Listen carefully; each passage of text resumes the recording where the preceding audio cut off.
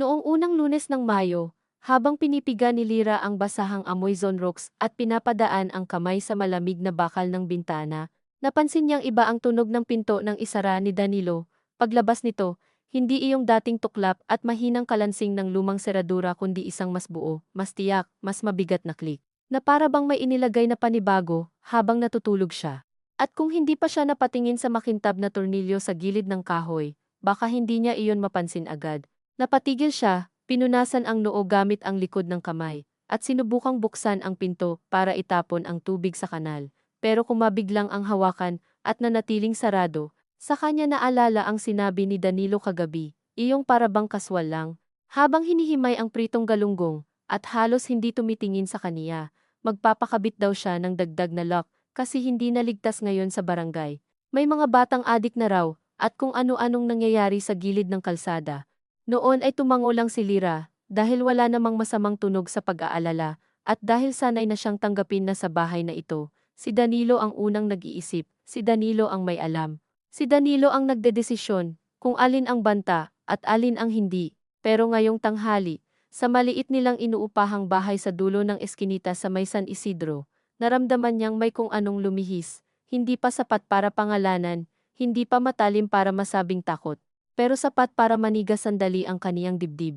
May susi sa mesa, oo, pero isa lang, at hindi gaya ng dati na nakasampay sa pako sa tabi ng kalendaryo ng Mercury Drug. Ngayon ay nasa bulsa ni Danilo ang isa pang susi. At napangiti pa siya kaninang umaga nang sabihin, akin na muna yung duplicate, para hindi mawala, ikaw talaga, kung saan-saan mo naiiwan.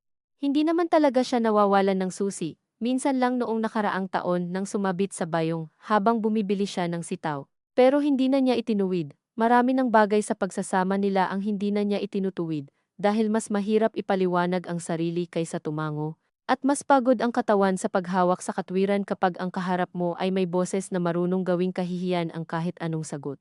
Tinapik niya ang pinto ng isa pang beses, hindi para subukang buksan, kundi para pakiramdaman kung gaano kakapal ang pagitan ng kahoy at ng labas. Sa kanya ibinuhos ang maruming tubig sa drum sa likod sa halip na sa kanal, at bumalik sa lababo na parang wala namang nagbago.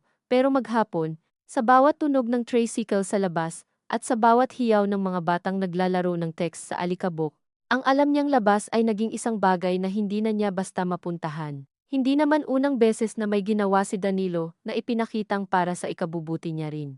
Noong una silang ikasal, gusto pa nga ng nanay ni Lira ang ganoong ugali sa lalaki maalaga. Mapagmasid, hindi pabaya, mas mabuti na yung medyo istrikto, kaysa walang pakialam, sabi nito noon habang inaayos ang laylayan ng damit pangkasal niya sa covered court ng barangay hall, at ngumiti si Lira dahil totoo naman. Mas madaling mahalin ang pag-aalala kaysa pagbabalewala. Sa umpisa, kaaya-aya ang mga bagay na inaalis ni Danilo para sa kaniya, ang pag-commute ng mag-isa paggabi, ang pakikipagtagal sa kapitbahay, ang pagtanggap ng overtime sa salon sa bayan, dahil raw pagod na siya at baka mapabayaan ang sarili. Unti-unti, ang mga bagay na ipinagbabawal ay laging may anyong lambing o pagprotekta. Huwag ka nang magpuyat, huwag ka nang makisiksik sa jeep, huwag ka nang makinig sa payo ng kung sino-sino. Huwag ka nang tumulong lagi sa inyo sa probinsya, kasi may sarili ka ng buhay. Wala namang isang utos na biglang sumira sa loob niya. Ang totoo, kaya marahil mas matagal bago niya natiyak na may mali, ay dahil walang malinaw na araw na pwede niyang sabihing doon nagsimula. May mga maliliit na araw lang, gaya nitong Lunes, na nagiiwan ng baka sa isip, kahit sa paningin ng iba ay wala namang nangyari kundi pinalitan lang ang lock ng pinto. Bago mag-alas 10, nag-text ang ate niyang si Miriam mula Lipa. Simpleng mensahe lang kung makakadalaw ba siya sa linggo dahil kaarawan ng bunso nilang pamangkin at matagal na rin silang hindi nagkikita. Matagal nakatitig si Lira sa screen, dati-rati. Sasagot siyang oo agad at iisipin na lang kung anong pasalubong ang kakayanin sa budget. Ngayon, unang pumasok sa isip niya ang noo ni Danilo, kapag nababanggit ang pamilya niya hindi man nagagalit agad, pero lumiliit ang mata, parang lagi siyang nakaaamoy ng paninira mula sa mga tao sa paligid ni Lira. Hindi kita pinagdadamot, iyon ang paborito nitong sabihin, pero pansin mo, tuwing uuwi ka galing sa kanila, iba na naman ugali mo. Parang may mga ideya kang hindi naman sa atin galing. Noong una, natawa si Lira roon dahil para bang napakalaki ng impluwensiya ng 2 oras na kuwentuhan sa lumang bahay nila kumpara sa bawat araw at gabi na magkasama sila. Pero kalaunan, Natutunan niyang may mas mabigat na presyo ang pag-uwi na may baong pagmamahal mula sa pamilya niya. 3 araw na malamig ang bahay, kutsarang isinasalang ng mas malakas sa pinggan. Tanong na hindi naman tanong kundi patibong, masaya ka siguro roon, no? Bakit hindi ka na lang doon? Ano bang sinasabi ng ate mo sa akin? Kaya ngayon, imbes na sagutin si Miriam, inilapag niya ang phone sa ibabaw ng rice cooker at nagpatuloy sa paghiwa ng upo para sa tanghalian. Pero parang bawat hiwang ginagawa niya ay may kasamang hindi maipadalang salita. Pagdating ni Danilo sa tanghali, amoy pawis at araw ang uniforme nitong asul mula sa hardware sa poblasyon. Kumain ito ng tahimik sa una. Kapag ganyan, maingat si Lira sa timpla ng paksa. Tinantiyan niya muna ang dami ng kaning isinalok nito, ang paglagok sa sabaw, ang bilis ng nguya, natutunan ng katawan niyang magbasa ng lagay ng loob, bago pa makabuo ng isip. Nag-text si Ate Miriam. Sabi niya sa bandang huli na parang naalimpungatan lang siya sa pag-alala, birthday daw ni Jolo sa linggo. Hindi agad sumagot si Danilo. Kumuha muna ito ng sili, dinurog sa patis, saka siya tinapunan ng tingin na hindi lubusang matigas, mas nakakapagod pa nga dahil banayad. Tapos, baka raw pwede akong dumaan. Ikaw lang. Sandali lang naman, ngumiti si Danilo, iyong ngiting hindi sumasama sa mata. Sandali lang naman lagi, di ba? Tapos uuwi kang puno na naman ng kwento ng kapatid mo. Na bakit hindi ka na nagtatrabaho sa salon, na bakit hindi ka madalas umuwi, na bakit hindi kita pinapayagang kung saan-saan. Mahina ang boses niya, halos mahinahon. Mas delikado iyon kay Lira kaysa sigaw. Hindi naman ganon si ate, sabi niya. Bagaman hindi sigurado kung ipagtatanggol ba niya ang kapatid o iiwas na lang sa usapan. Talaga? Noong huli, hindi ba't ang sabi niya, sayang ang galing mo sa pag-aayos ng buhok, na marami kang pwedeng gawin kung gugustuhin mo. Ano yun, Lira? Hindi ba pambabastos sa akin yun? Parang hindi kita kayang buhayin. Hindi naman siguro ganon ang ibig niyang sabihin. Ay, talagang alam mo iniisip niya? Sumandok muli si Danilo ng kanin. Mas malakas ang tunog ng kutsara sa kaldero kaysa kailangan. Basta, kung gusto mo pumunta, sabihin mo sa kanila susunduin kita, at hindi ka magtatagal, at ako ang kakausap. Ayokong kung ano-anong pinupuno sa ulo mo. Tumango si Lira dahil hindi niya alam kung ano pa ang mas ligtas. Pagkatapos kumain, hinugasan niya ang pinggan habang naririnig sa likod niya ang kaluskos ng sinturon at ang pagbukas-sara ng aparador. Sanay na siya sa katahimikang nag-iiwan ng utang. Ang mga sagot na hindi naman pagtatalo, pero parang may ipinahiram sa kanyang pangamba na babawiin din sa gabi. Nang humabol ang tunog ng zipper, sinabi ni Danilo, at isa pa, ibigay mo muna phone mo sa akin pag alis ko. Nagte-text ka kasi nang nagte-text habang nagluluto, nakakalimutan mo gas. Delikado. Napatigil si Lira, basang plato sa kamay. Hindi naman ako, Lira, isang salita lang, pero sapat para bumigat ang hangin. Humarap siya at iniabot ang phone. Tinanggap iyon ni Danilo na parang normal na bagay lang, saka inilapag sa ibabaw ng cabinet. May-maya ko na ibabalik pag-uwi ko. Para makapagpahinga ka rin sa kakaselpon. Hindi iyon sigaw, hindi sampal, hindi pagbabanta na malinaw. Pero nang sumara muli ang bagong lock ng pinto at marinig niya ang paghila ng tsinelas ni Aling Nenet sa tapat, bigla niyang naramdamang napakalaki ng bahay para sa isang taong walang kausap at napakaliit naman para sa isang taong gustong lumabas. Dati siyang nagtatrabaho sa salon ni Tita Cora, malapit sa palengke. Hindi kalakihan ang kita pero may sariling lagay sa bulsa, may sariling amoy ang hapon hairspray, rebond cream, kape mula sa paper cup, tsismisan ng mga babae habang hinihintay ang turn. Nakikilala siya roon bilang si Lira, na magaan ang kamay sa gunting at marunong sumalo sa tahimik ng kliyente ng hindi pilit. May mga babaeng hindi naman talaga gustong magpagupit, gusto lang may maupuan at may makinig. Alam niya ang ganong katahimikan, kung paano ito binubuksan ng dahan-dahan, kung paanong may mga taong sa salamin lang nakakatingin ng diretsyo sa sarili. Nang una niyang sabihin kay Danilo na gusto niyang bumalik kahit 3 araw lang sa isang linggo, ngumiti ito at hinalikan pa siya sa noo. Para saan? Para mapagod ka? Para may ibang magdidikta ng oras mo? Ako nga gusto kong pag-uwi ko may mainit na pagkain ka para sa atin. Hindi ba mas maayos yun? Nang sabihin niyang namimiss lang niya, tinawanan siya ni Danilo, hindi nang hahamak sa tunog pero may bahid ng awa na lalo niyang ikinainsulto. Kaya mo namang gupitan buhok ng kapitbahay kung gusto mo. Hindi mo kailangang makihalubilo roon para patunayan na may silbi ka. Doon siya unang nasaktan nang hindi niya kayang ipaliwanag kung bakit, dahil hindi naman sinabing wala siyang silbi. Sinabi lang na hindi niya kailangang patunayan, pero sa paraan ng pagkakasabi, parang ang pagnanais niyang magkaroon ng sariling oras, sariling kita, sariling anyo sa labas ng bahay, ay kababawan o pagyayabang. Ilang linggo matapos noon, tumigil na rin siyang bumanggit ng salon. Minsan, kapag dumadaan si Tita Cora sakay ng tricycle, at pasimpleng kumakaway mula sa bukas na bintana, nagsisikip ang lalamunan ni Lyra sa kakaibang hiya, hindi dahil may ginawa siya, kundi dahil unti-unti niyang tinanggap na may bersyon ng sarili niyang hindi na maaabutan ng iba. Sa hapon na iyon, matapos ang insidenteng kinuha ang phone niya, sinubukan niyang magwalis ng mas mabagal, magtiklop ng mga lumang damit, magbilang ng butil ng monggo na ipambababad sa gabi. Lahat para mapuno ang oras na dati ay kayang maputol ng isang simpleng tawag sa kapatid o 5 minutong tingin sa Facebook. Sa labas, narinig niya si Aling Nenet na may kausap tungkol sa bagong tenant sa kabilang bahay. Narinig niya ang nagtitinda ng taho na huling-huli na sa oras.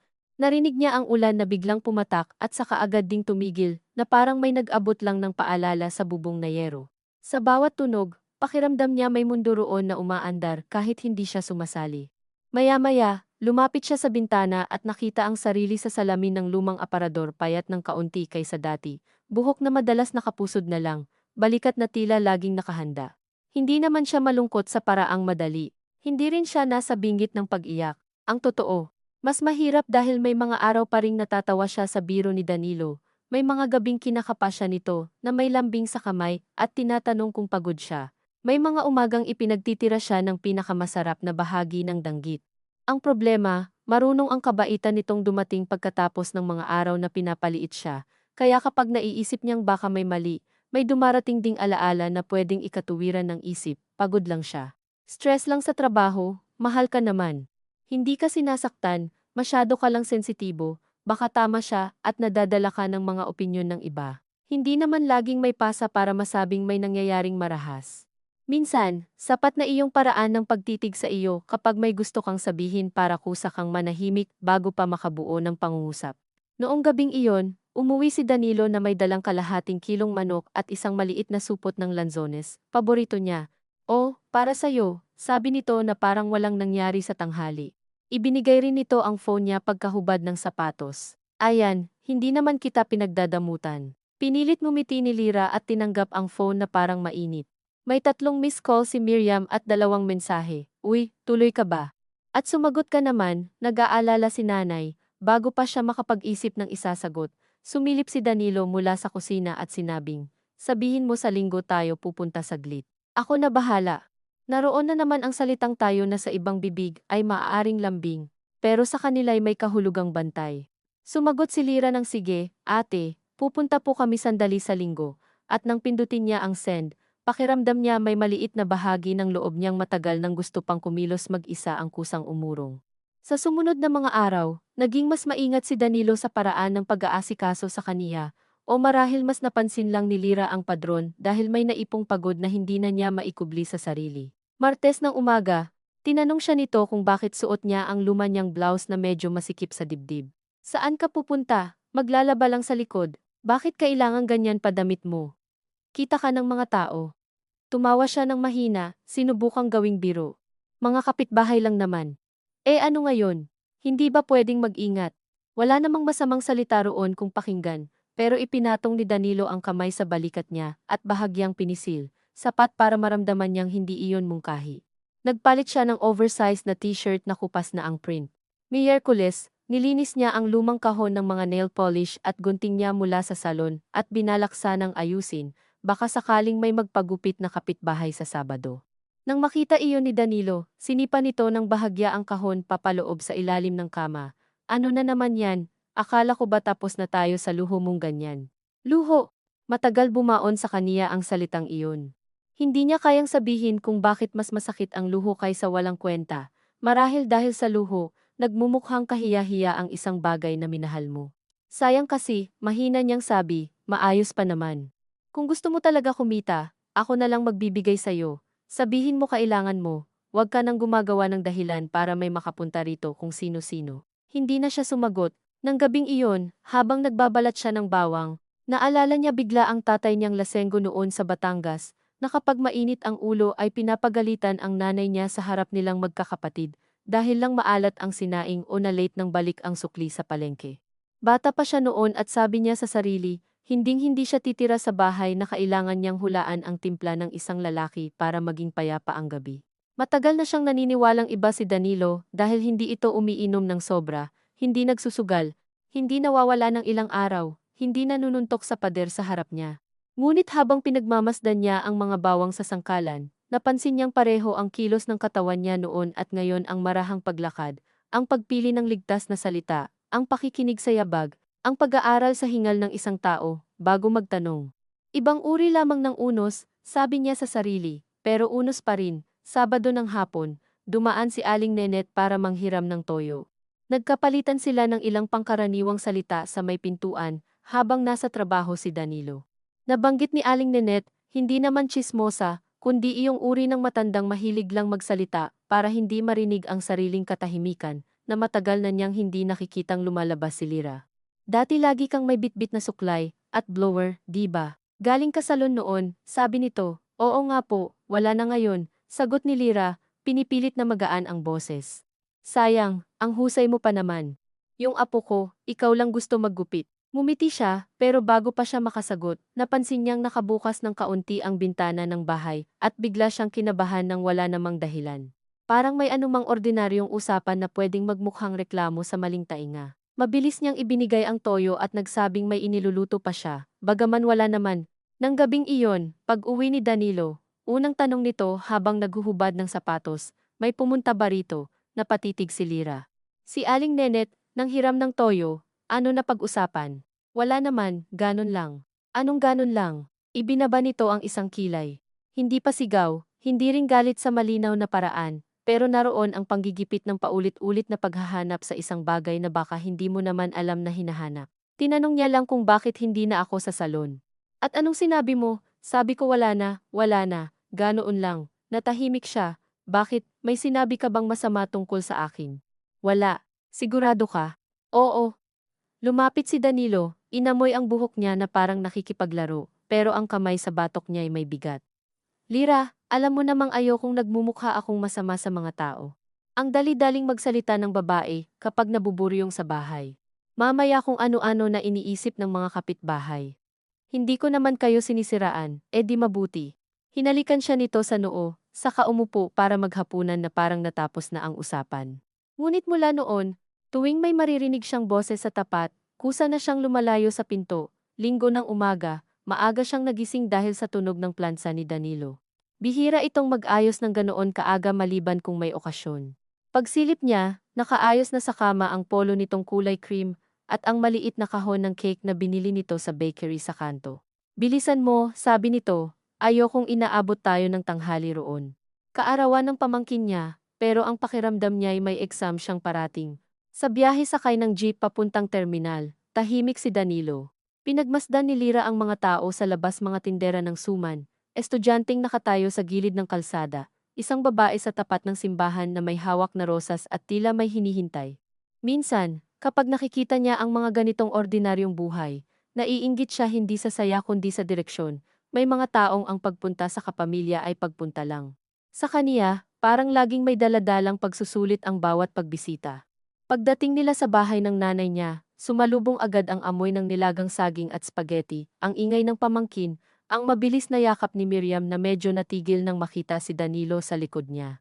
Buti nakapunta kayo, sabi nito, na may tuwa ngunit may pag-iingat. Si nanay, na mas payat na at mas tahimik kaysa huli niyang nakita, lumapit at hinaplos ang braso ni Lira ng bahagya, parang tinitiyak na totoo siya.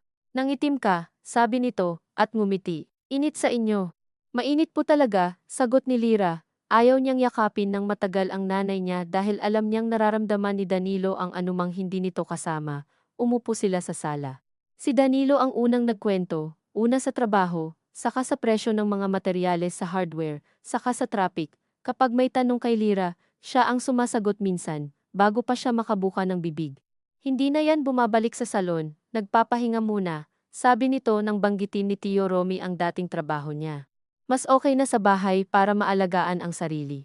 Marupok kasi katawan niyan, naramdaman ni Lira ang biglang init sa pisngi. Hindi naman totoo, pero hindi rin siya umimik. Alam niyang may tingin sa kaniya si Miriam mula sa kusina, hindi tuwirang mausisa, mas masahol pa maingat. Pagkatapos kumain, habang abala ang mga bata sa pagsindi ng kandila sa cake, nakalapit si Miriam sa kaniya sa may lababo at bumulong, "Okay ka lang ba?" Isang simpleng tanong, pero nang sandaling iyon, naramdaman ni Lyra ang pagkapagod ng maraming buwan, na parang biglang naghahanap ng bitak na pagdadaluyan. Gusto niyang sabihing hindi niya alam. Gusto niyang sabihing may mga araw na pakiramdam niya mali lang siya ng ugali, at may mga araw na pakiramdam niya unti-unti siyang nawawala kahit wala namang eksaktong pangyayari na maituturo. Gusto niyang sabihin na minsan hawak ni Danilo ang phone niya para makapagpahinga siya, na may bagong lock sa pinto para ligtas siya, na hindi niya maalala kailan siya huling lumabas ng hindi iniisip kung ilang minuto bago siya dapat bumalik, ngunit sa dulo, ang nasabi lang niya ay, "Oo, okay lang." Hindi siya nagsinungaling ng buo, may bahagi sa kaniya na talagang gustong maging okay. At sa pagnanais na iyon minsan siya kumakapit para malusaw ang ibang katotohanan. Napatitig si Miriam, saka mahinang tumango, pero hindi kumbinsido. Kung may kailangan ka, simula pa lang iyon nang marinig nila ang boses ni Danilo mula sa sala, "Lyra, nasaan ka? Tara na rito, picture." Walang galit sa boses, pero iyong pagkakabanggit sa pangalan niya ay may pamilyar na paghila. Lumabas siya agad. Sa litrato, nakangiti silang lahat, may icing sa labi ang bata, nakataas ang plastik na kutsara ni Tio Romy, at si Danilo ay may kamay sa likod niya, eksakto sa tapat ng baywang. Sakto ang diin para maramdaman niyang nandoon iyon sa buong pagpindot ng kamera. Umalis sila ng mas maaga kaysa gusto niya. Sa terminal, sinabi ni Danilo na masikip ang mukha ni Miriam. "Anong ibinulong sayo?" "Wala naman, nangamusta lang." "Masyado kang halata." "Ano?" "Yung mukha mo. Parang api. Kaya akala ng ate mo may problema tayo." Mahina ang boses nito pero tuwid. Normal lang naman po na hindi niya naituloy ang pangungusap dahil hinawakan ni Danilo ang braso niya ng mariin, hindi sa paraang mapapansin ng ibang tao, ngunit sapat para magbaon ang mga daliri. "Huwag mo akong sinasagot sa labas." Napatigil siya. May dalawang babaeng katabi nilang nakikinig sa konduktor, walang nakapansin. "Sinasabi ko lang, tumigil ka." Binitiwan siya nito pagkaraan ng ilang segundo, pero nanatili ang kirot na tila hindi lamang sa balat. Sa jeep pabalik, nakatanaw lang si Lyra sa labas at pinilit huwag umiyak. Hindi dahil sa sakit ng braso, kundi dahil sa mas maliit at mas mabigat na pakiramdam na sa sariling pamilya niya, sa bahay na kinalakihan niya, kahit naroon ang mga tao niyang pwedeng magtanong, hindi pa rin niya nagawang magsabi ng totoo. Pagdating sa bahay, hindi agad nagsalita si Danilo. Inilapag nito ang susi, hinubad ang relo, saka sinabi ng nakatalikod, "Napapahiya ako sa ugali mo." "Anong ugali?" tanong ni Lyra. Pagod na at hindi na maingat ang boses gaya ng dati. Humarap si Danilo, walang sigaw, ngunit ang katahimikang sumunod ay parang may hinahandang sintensya.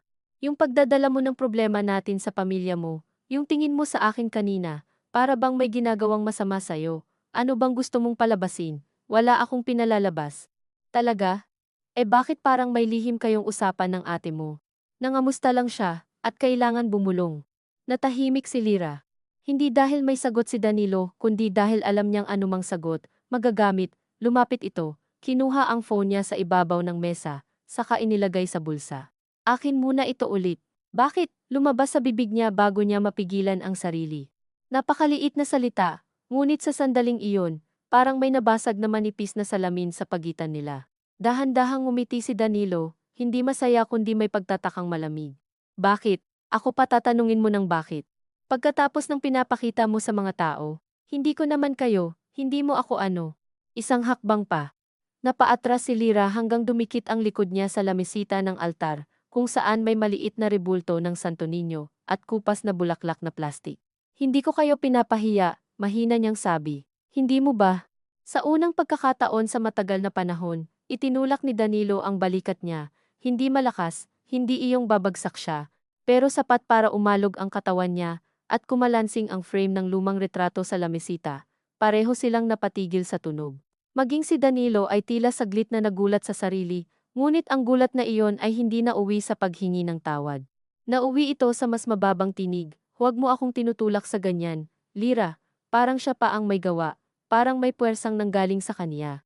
Napatitig si Lyra, at sa ilang segundong iyon, ang mas nakakatakot ay hindi ang tulak kundi ang bilis ng isip niyang humanap ng paliwanag para sa kanya. Pagod lang siya, mainit ang ulo, ayaw lang niya mapahiya, hindi naman niya sinaktan talaga.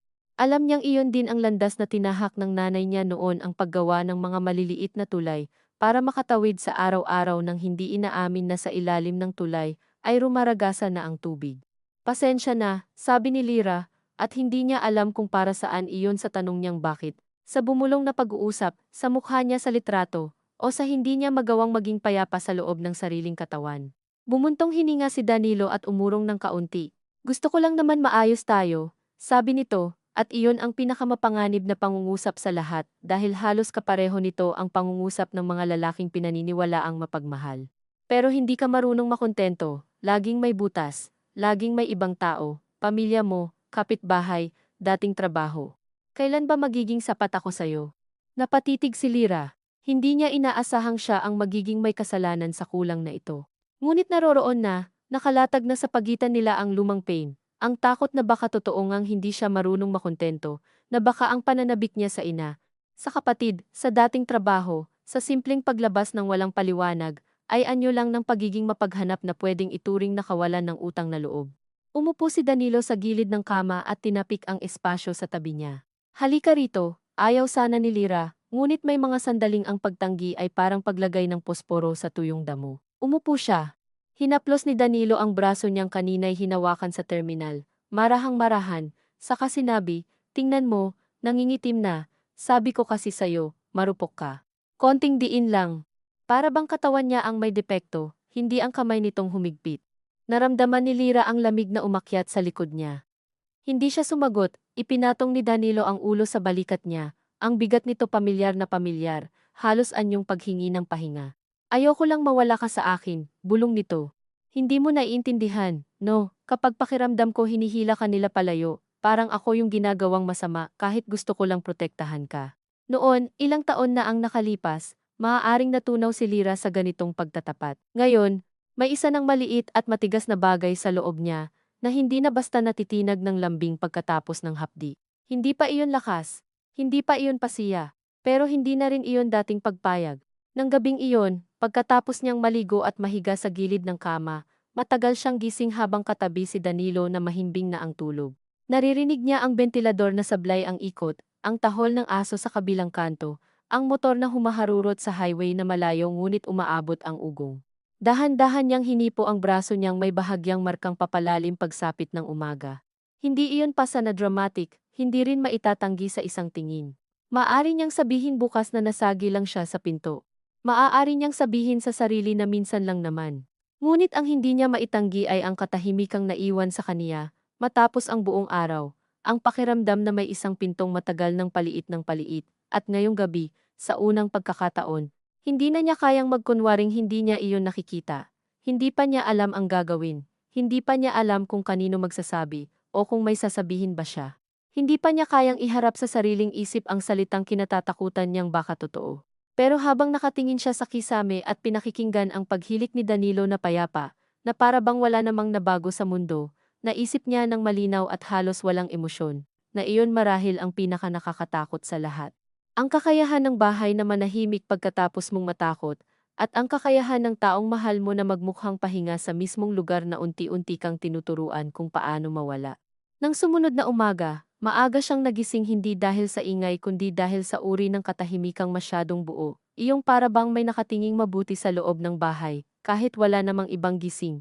At habang nakahiga siyang nakatuwid, isang kamay sa tiyan at isa sa tabi ng unan, naramdaman niya agad ang paninigas ng balat sa braso niyang hinawakan ni Danilo kahapon. Hindi pa iyon makapal na pasa, ngunit may bahagyang lilim na kulay tsaa sa ilalim ng balat.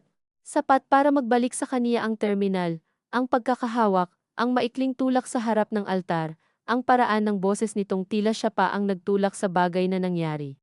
Sa kabilang gilid ng kama, nakatagilid si Danilo, nakabuka ng kaunti ang bibig habang natutulog, ordinaryo ang mukha sa antok, halos bata sa panahong wala pang sinasabi. At sa isang iglap ay dumaan sa isip ni Lyra, ang nakagawiang awa na palaging nauuna sa galit. Ilang taon na siyang nasanay na tingnan ang lalaki sa paraang iyon, hanapan ng dahilan, bago patimbangin ang ginawa, alalahanin ang pagod sa trabaho, ang init, ang traffic, ang perang kailangan pagkasyahin. At dahil doon ay parabang ang mismong kakayahan niyang masaktan, ay nagmumukhang kalabisan, hindi siya bumangon agad. Pinakinggan muna niya ang bentilador, ang lagitik ng sanga ng malunggay sa bakod, ang tilaok ng tandang mula sa kabilang looban, at inisip niya na kung babangon siya gaya ng dati, maghahanda ng kape, magpapainit ng pandesal, magbubuhos ng tubig sa palanggana, baka muling maging payak ang lahat. Ngunit alam din niyang ang mga bagay na naging payak sa hitsura ang madalas na pinakamatagal sa loob. Nang gumalaw si Danilo at dumausdos ang paa sa kutson, mabilis siyang pumikit kahit gising na gising. Gising ka na? Tanong nito pagkaraan, malambot ang tinig, parang walang bakas ng kagabi. Medyo, sagot niya. Lumapit ito. Marahang hinawi ang buhok sa noo niya, saka hinalikan siya sa sentido. Pasensya na kahapon, sabi nito, at sa salitang iyon ay saglit siyang nanlamig, hindi dahil sa lambing kundi dahil bihira itong humingi ng tawad ng tuwiran. Subalit bago pa siya makadama ng kahit anong pagluluwag, idinugtong ni Danilo. Nadala lang ako sa inis kasi parang hindi mo rin ako iniintindi kapag nasa pamilya mo tayo. Alam mo namang ayokong nagmumukhang kontrabida. Napatingin si Lira sa kisame. Naroon na naman ang pamilyar na liko ng paghingi ng tawad, iyong may kasamang pagpapaalala na may bahagi siya sa pagkakamali, na ang naramdaman niya ay bunga rin ng kilos niyang dapat sanay mas naunawaan.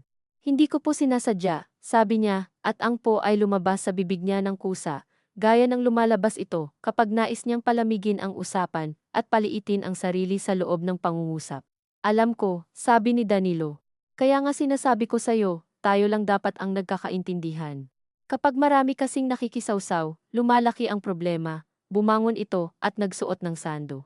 Habang nagtitimpla ng kape sa kusina, sinabi nitong may overtime daw sila sa hardware sa susunod na mga linggo, kaya mas mabuting sa bahay lang muna si Lira at huwag masyadong lumabas.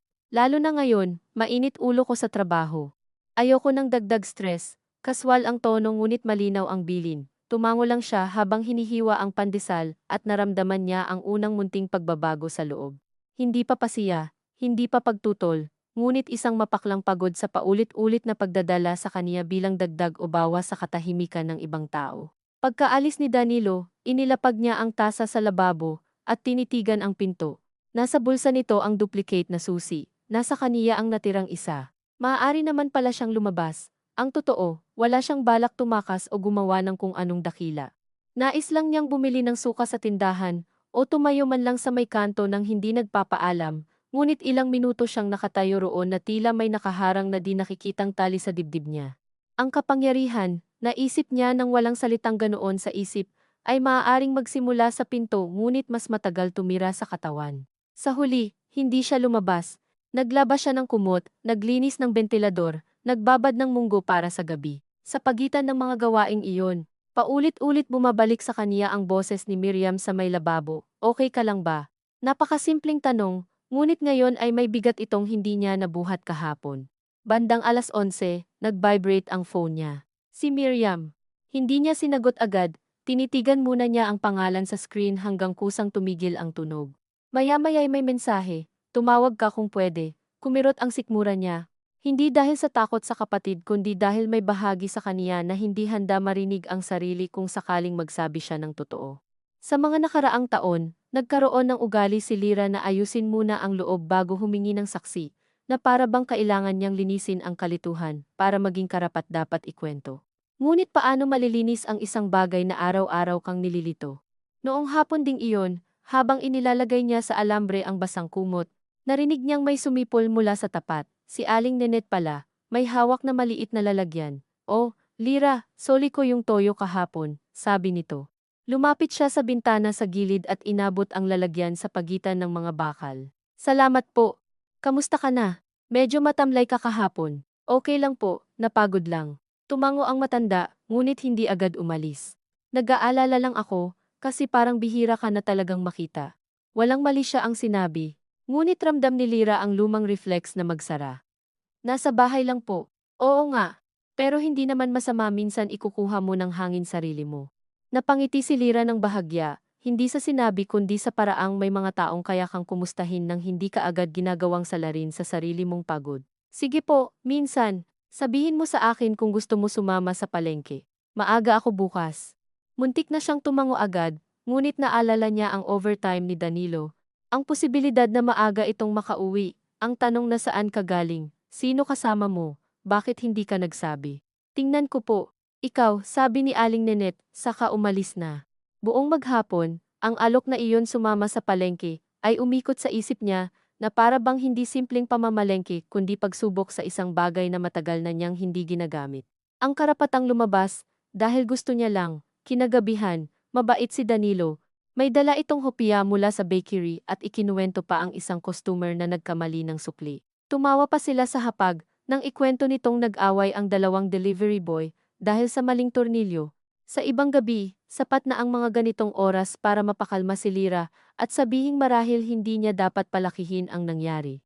Ngunit ngayon, habang nakikinig siya, napapansin niyang bawat kabaitan ay tila dumadapo sa ibabaw ng isang bagay na hindi nito inaayos. Noong mahugasan na ang pinggan at humiga na sila, hinaplos ni Danilo ang baywang niya at nagtanong kung may regla ba siya.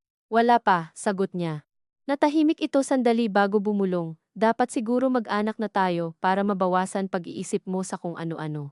Nakatitig lang siya sa dilim, hindi bago sa kaniya ang pahiwatig na iyon. Ilang beses na iyong dumaan sa mga biro, sa pagtingin sa mga batang kapitbahay, sa mga komentong iba pa rin pag may anak sa bahay. Pero ngayong gabi, may kakaibang bigat iyon, na para bang ang bata ay hindi isang buhay na dapat paghandaan kundi isang lubid na maaaring higpitan pa ang pagkakatali niya sa lugar na ito. Hindi pa siguro tayo handa, sabi niya ng marahan. Ikaw lang naman ang may sabi niyan, tugon ni Danilo, at kahit hindi tumaas ang boses, naramdaman niyang tumigas ang kamay sa baywang niya. Hindi na siya sumagot. Ilang sandali pa, bumalik sa pagiging tahimik ang kwarto. Ngunit nandoon na naman ang pamilyar na pakiramdam na may usapang hindi natapos at sisingilin din siya sa ibang araw. Kinabukasan, maaga talagang kumatok si Aling Nenet sa bakod. Lira, aalis na ako. Tawag nito. Nakatayo si Lira noon sa may kalan, nagpapakulo ng tubig, tumingin siya sa orasan, 6:30 pa lang. May isang oras pa bago gisingin ni Danilo ang sarili. Sa sandaling iyon, napakaliit ng desisyon at napakalaki rin. Maaari niyang sabihing hindi siya pwede at magpatuloy ang araw na gaya ng dati. Maaari rin niyang isuot ang tsinelas, kumuha ng bayong, at lumabas, wala naman marahil masama. Palengke lang. May susi siya. May karapatan siya. Ngunit ang katawan niya ay hindi marunong sa salitang karapatan. Kapag nasanay na sa pag-iwas, saglit lang po, sagot niya sa wakas. Mabilis siyang nagpalit ng blouse, nagsuklay ng buhok, at sumulat ng maliit na note sa lumang resibo. Bumili lang ako sa palengke. Babalik din agad. Ilang segundo niyang tinitigan ang note bago inilagay sa mesa sa tapat ng asukal. Sa paglabas niya ng pinto, hindi siya nakadama ng saya.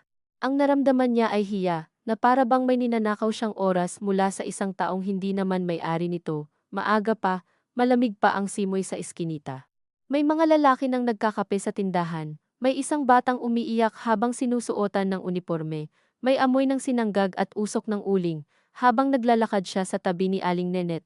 Nakaramdam siya ng paninikip sa dibdib na hindi mawala-wala. Tagal ka nang hindi nakakasama sa labas, no? Sabi ng matanda, hindi mapanumbat, simpleng obserbasyon lang.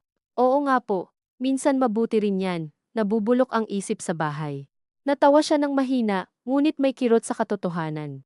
Sa palengke, bumalik sa kaniya ang mga dati at simpleng sensasyon, ang putik na dumikit sa tsinelas, ang amoy ng isda, at dahon ng saging, ang hiyawan ng mga tindera ng gulay, ang pakiramdam ng paghawak sa sariling pitaka at pagdedesisyon kung ilang kamatis ang kakayanin ng perang dala, hindi naman malaya sa engrandeng paraan. Hindi rin agad lumiwanag ang loob niya. Ngunit may munting pag-ayos sa hininga, isang payak na pakiramdam ng pag-iral sa gitna ng ibang tao, nang hindi kailangang magpaliwanag. Nang madaanan nila ang pwesto ng isang babaeng nagpapagupit ng bangs, sa harap ng maliit na salamin, napahinto ang tingin niya. Nakita iyon ni Aling Nenet.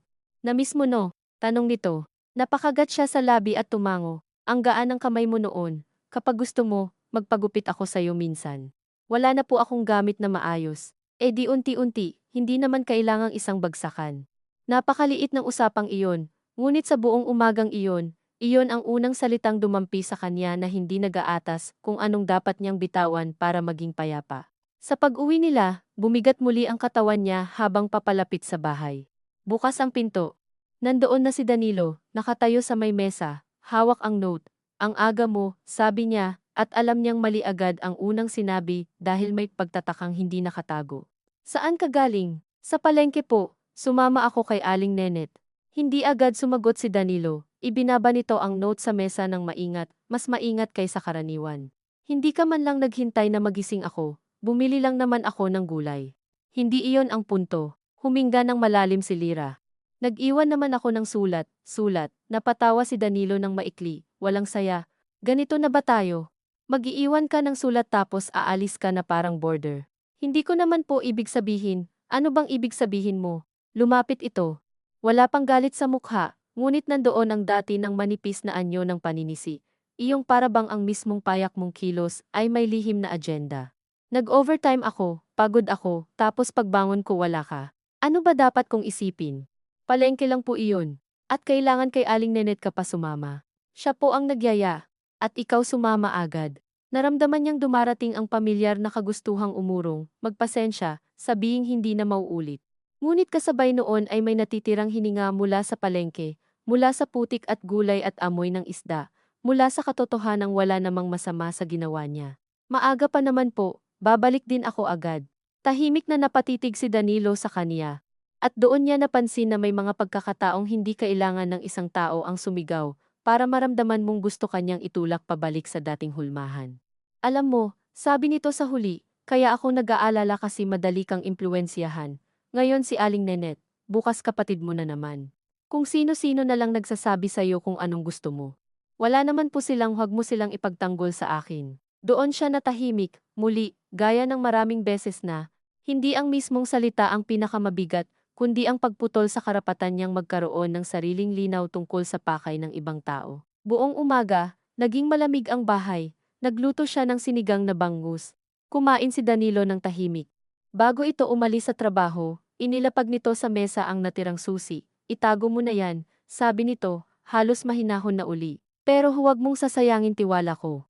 Nang maiwan siyang mag-isa, gusto sana niyang maibsan ang paninikip dahil hindi naman nauwi sa mas masama ang nangyari. Ngunit sa halip ay nakadama siya ng mas malinaw na pagkapagod.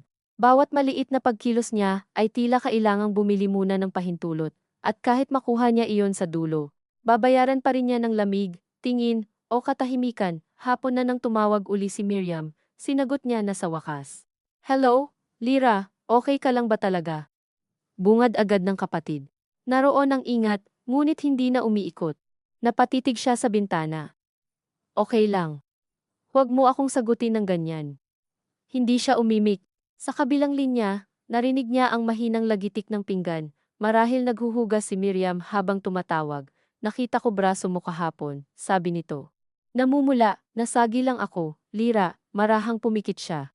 Ang masakit sa pagkakaroon ng kapatid na matagal ka ng kilala, ay hindi mo maitago sa simpleng dahilan ang mga bagay na pinipilit mong hindi pangalanan. Ayokong palakihin. Sabi niya sa wakas, wala naman masyadong nangyari. Anong ibig sabihin ng wala masyado? Mahaba ang katahimikan. Hindi niya masagot ng diretsyo. Hindi dahil gusto niyang ipagtanggol si Danilo sa puntong iyon, kundi dahil wala pa rin siyang maibigay na kwento na magiging kapanipaniwala sa sarili niyang isip. Walang suntok, walang dumugong labi, walang gabing tumakas siya. May mga hawak lang na sumusobra, mga gamit na kinukuha, mga paglabas na kailangang ipaliwanag, mga tingin na nagpapatahimik, mga salitang bumabaluktot hanggang siya pa ang magmukhang may problema. Paano iyon isasalaysay ng hindi ka mukhang reklamdora o magulo? Minsan, nagsimula siya, saka tumigil. Minsan pakiramdam ko mali ako kahit wala naman akong ginagawa. Tapos iniisip ko baka tama lang siya, baka ako nga ang ano. Hindi marunong makontento. Halos ibulong niya iyon, at sa sandaling marinig niya ang sariling boses, doon siya unang nakadama ng hiya sa gaanong kadaling nakapasok sa kaniya ang salitang madalas gamitin ni Danilo. Sa kabilang linya, napabuntong hininga si Miriam, hindi pagkainis kundi lungkot na may pagpipigil. Lira, hindi kita pinipilit umuwi rito o makipaghiwalay o kung ano, pero pakinggan mo naman sarili mo, bakit parang bawat sinabi mo may depensa para sa kanya? Hindi niya alam ang isasagot, dahil totoo, dahil ganoon na siya matagal. Dahil mas madali minsan ang magtahi ng paliwanag para sa taong nananakit sa manipis na paraan, kaysa aminin na marupok ang loob mo sa bahay na dapat sana'y pahinga. Hindi ko alam, sabi niya. Ayoko lang na magmukhang pinapalaki ko. Muli, katahimikan. Pagkatapos ay marahang nagsalita si Miriam, mas mabagal kaysa dati. Hindi naman lahat ng totoo kailangang malaki para masabing totoo. Iyon lang, walang sermon, walang utos. Ngunit sa hapon na iyon, Habang hawak niya ang phone sa gilid ng tainga at nakatingin sa nabasang kumot na tuyo na sa alambre, naramdaman ni Lira na may isang bagay na unti-unting umaalis sa dating pwesto nito sa loob niya. Hindi pa rin niya kayang tawagin itong linaw, marahil pagod pa rin. Marahil bahagyang pagpayag na may hindi normal sa paraan ng pamumuhay niya. Bago ibaba ang tawag, sinabi ni Miriam, kung gusto mo lang ha, pwede kitang puntahan minsan. Kaagad na tumutol si Lira, halos reflex, huwag muna. Bakit? Ayoko ng gulo. May gulo na, Lira, napapikit siya. Huwag muna, ulit niya, mas mahina. Sige, sabi ni Miriam pagkaraan, pero tumawag ka. Kahit walang sasabihin. Pagkababa ng tawag, umupo siya sa sahig sa tabi ng kama, at niyakap ang mga tuhod, hindi siya umiyak agad. Tinimbang muna niya ang pakiramdam na may nakaaalam na ng kaunti, at kung gaano kapanganib at kagaan iyon ng sabay. Kinagabihan, umuwi si Danilo na tila normal uli. May dalang sardinas at 2 sachet ng shampoo. Tinanong pa siya kung kumain na ba ang pusa ni Aling Nenet na madalas sumisilip sa bakod. Sa hapag, maayos ang kilos nito, ngunit nang mag-vibrate ang phone ni Lira at lumitaw ang pangalan ni Miriam, nakita niyang sumikip ang panga ni Danilo kahit ngumiti ito ng bahagya. Close kayo ng ate mo ngayon sabi nito, nangamusta lang po. Anong sabi? Wala naman. Wala naman. Inulit nito ang sagot niya na para bang may kinakalkal sa simpleng mga salita. Lira, sinabi ko naman sa'yo, ayokong dinadala sa iba ang mga bagay sa atin. Hindi ko naman po, so hindi mo binanggit kahapon. Napatingin siya rito. Ang alin? Yung nangyari. Yung braso mo. Parang may malamig na dumula sa batok niya. Hindi niya alam kung mas nakakatakot ang tanong o ang katotohanang naisip na agad nitong maaaring pag-usapan iyon. Hindi ko po sinabi. Sigurado ka? Oo. Nagpatuloy ito sa pagkain, ngunit pagkaraan ng ilang sandali ay ibinaba ang kutsara at tumingala sa kaniya. Ayokong mapahiya, Lira. Hindi ako katulad ng tatay mo. Sumikip ang dibdib niya sa biglang pagbanggit. Hindi niya matandaan kung kailan niya naikwento ng detalyado kay Danilo ang tungkol sa tatay nila, marahil sa isa sa mga unang taon ng kasal, sa gabing mahaba ang brownout at madali pang magtiwala kapag madilim. Hindi ko sinabing ganon kayo. Pero gusto mong isipin ng ate mo. Ganon? Hindi. Bakit ganyan ka tumingin sa akin? Muli, naroon na naman ang paghahanap sa ekspresyon niya ng isang kasalanang hindi niya ring ganap malaman kung paano ipagtatanggol. Hindi na siya sumagot. Noong matutulog na sila, kinuha ni Danilo ang phone niya at tiningnan ang screen. Anong ginagawa mo? Tanong niya bago mapigilan. Tinitingnan ko lang. Bakit? May tinatago ka? Personal ko po iyon. Pagkasabi niya, agad siyang nanlamig. Tumaas ng kaunti ang kilay ni Danilo. Hindi sa gulat kundi sa halos aliw na may kasamang panganib. Personal? Inulit nito ang salita ng mabagal, para bang bago sa pagitan nila. Kailan pa nagkaroon ng personal sa mag-asawa? Hindi naman sa ganon, sinasabi ko lang, anong sinasabi mo? Lumapit ito sa kaniya sa gilid ng kama. Hawak pa rin ang phone, na may mga dapat akong hindi malaman. Hindi, na pwede kang magsumbong ng hindi ko alam. Hindi, bakit nanginginig ka? Noon niya lang napansin na totoo ngang nanginginig ang mga daliri niya. Hindi siya umiyak. Sa halip ay naramdaman niya ang isang kakaibang pagkasawa sa sariling takot. Hindi sapat para mawala ito ngunit sapat para may munting bahagi sa kaniya na tumingin dito mula sa malayo. Ibalik niyo po, sabi niya, halos pabulong ngunit buo. Ilang segundong tumingin si Danilo sa kaniya. Pagkatapos, ibinato nito ang phone sa kama. Hindi malakas, pero hindi rin maingat. Ayan, kunin mo. Para ka namang api. Humiga ito na nakatalikod. Hindi nakatulog agad si Lira. Matagal niyang tinitigan ang phone sa pagitan nila, parang isang bagay na naibalik, ngunit hindi na tulad ng dati. Kinabukasan, nagsimula ang mas manipis, ngunit mas mapanghimasok na pagbabago. Hindi siya sinigawan ni Danilo, hindi siya muling tinulak. Sa halip, naging mas maingat ito sa pagtatanong, sino ang tumawag, bakit ka tumagal sa pagwawali sa labas, anong pinag-usapan niyo ni Aling Nenet? Bakit nakangiti ka kanina habang may tinitingnan sa phone? Sa bawat tanong, may anyong pag-uusisa ng asawa. Sa kabuuan, isang lambat, may mga sagot siyang totoo. Ngunit habang tumatagal, nararamdaman niyang ang totoo ay hindi sapat. Kailangan ding mapakalma ang kutob nito, at ang kutob ni Danilo ay parang butas na lalagyan na hindi napupuno. Isang hapon, dumaan si Tita Cora sakay ng tricycle at kumaway sa kaniya mula sa bintana ng salon na maliit lang at bukas ang pinto sa init. Lira! Sigaw nito. Miss na kita rito. Napangiti siya ng kusa at lumabas sa bakod para lumapit ng kaunti. Kayo po, kamusta? Ay naku, Puro pasaway tauhan ko. Balik ka na kahit Sabado lang. Biro ni Tita Cora, ngunit may totoo sa ilalim. Bago pa siya makasagot, narinig niya ang pagbukas ng pinto sa likod. Maaga palang umuwi si Danilo dahil may kanseladong delivery, hindi ito agad nagsalita. Tumayo lang sa may pintuan, sapat para maramdaman ni Lira ang presensya nito, kahit nakatalikod. Pasok ka muna, sabi niya kay Tita Cora, ngunit tumawa lang ang ali. Hindi. Napadaan lang, umalis ang tricycle. Pagharap ni Lira, tahimik si Danilo. Ba't ka lumabas? Kinamusta lang po ako ni Tita Cora. At kailangan mo pang ngumiti ng ganon? Hindi niya alam kung aling bahagi ang sasagutin. Matagal ko lang po siyang hindi nakita. Oo nga, halatang halata. Pumasok ito sa loob. Sumunod siya. Hindi galit ang boses ni Danilo buong hapon, at marahil iyon ang mas nakakabaliw. Nag-usap ito tungkol sa trabaho, naligo, kumain ng maayos, ngunit ramdam niya ang pagbaba ng temperatura sa bahay sa bawat simpleng kilos niya. Noong gabing iyon, sinabi nitong, namimiss mo pa rin talaga yung salon. Ano, hindi siya sumagot agad, minsan po. Mas namimiss mo ba yun kaysa buhay mo ngayon? Napatingin siya rito. Ang tanong ay napakalaki at napakalinaw, ngunit ang hinihinging sagot ay hindi. Kung sasabihin niyang hindi, magsisinungaling siya ng kaunti sa sarili. Kung sasabihin niyang oo, para na rin niyang inamin na kulang ang mga ibinigay ni Danilo. Iba lang po, sabi niya. Iba, ulit nito. Lahat na lang iba sa'yo, pamilya mo, trabaho mo, dating buhay mo, parang walang tama sa meron ka ngayon. Hindi naman po ganun. Ano, hindi ko lang alam kung bakit kailangan ko nang iwan lahat. Pagkasabi niya, parang nag-iba ang hangin sa kwarto.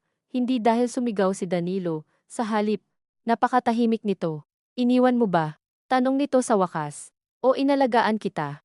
Hindi naman iyon ang ibig kong, anong ibig mong sabihin?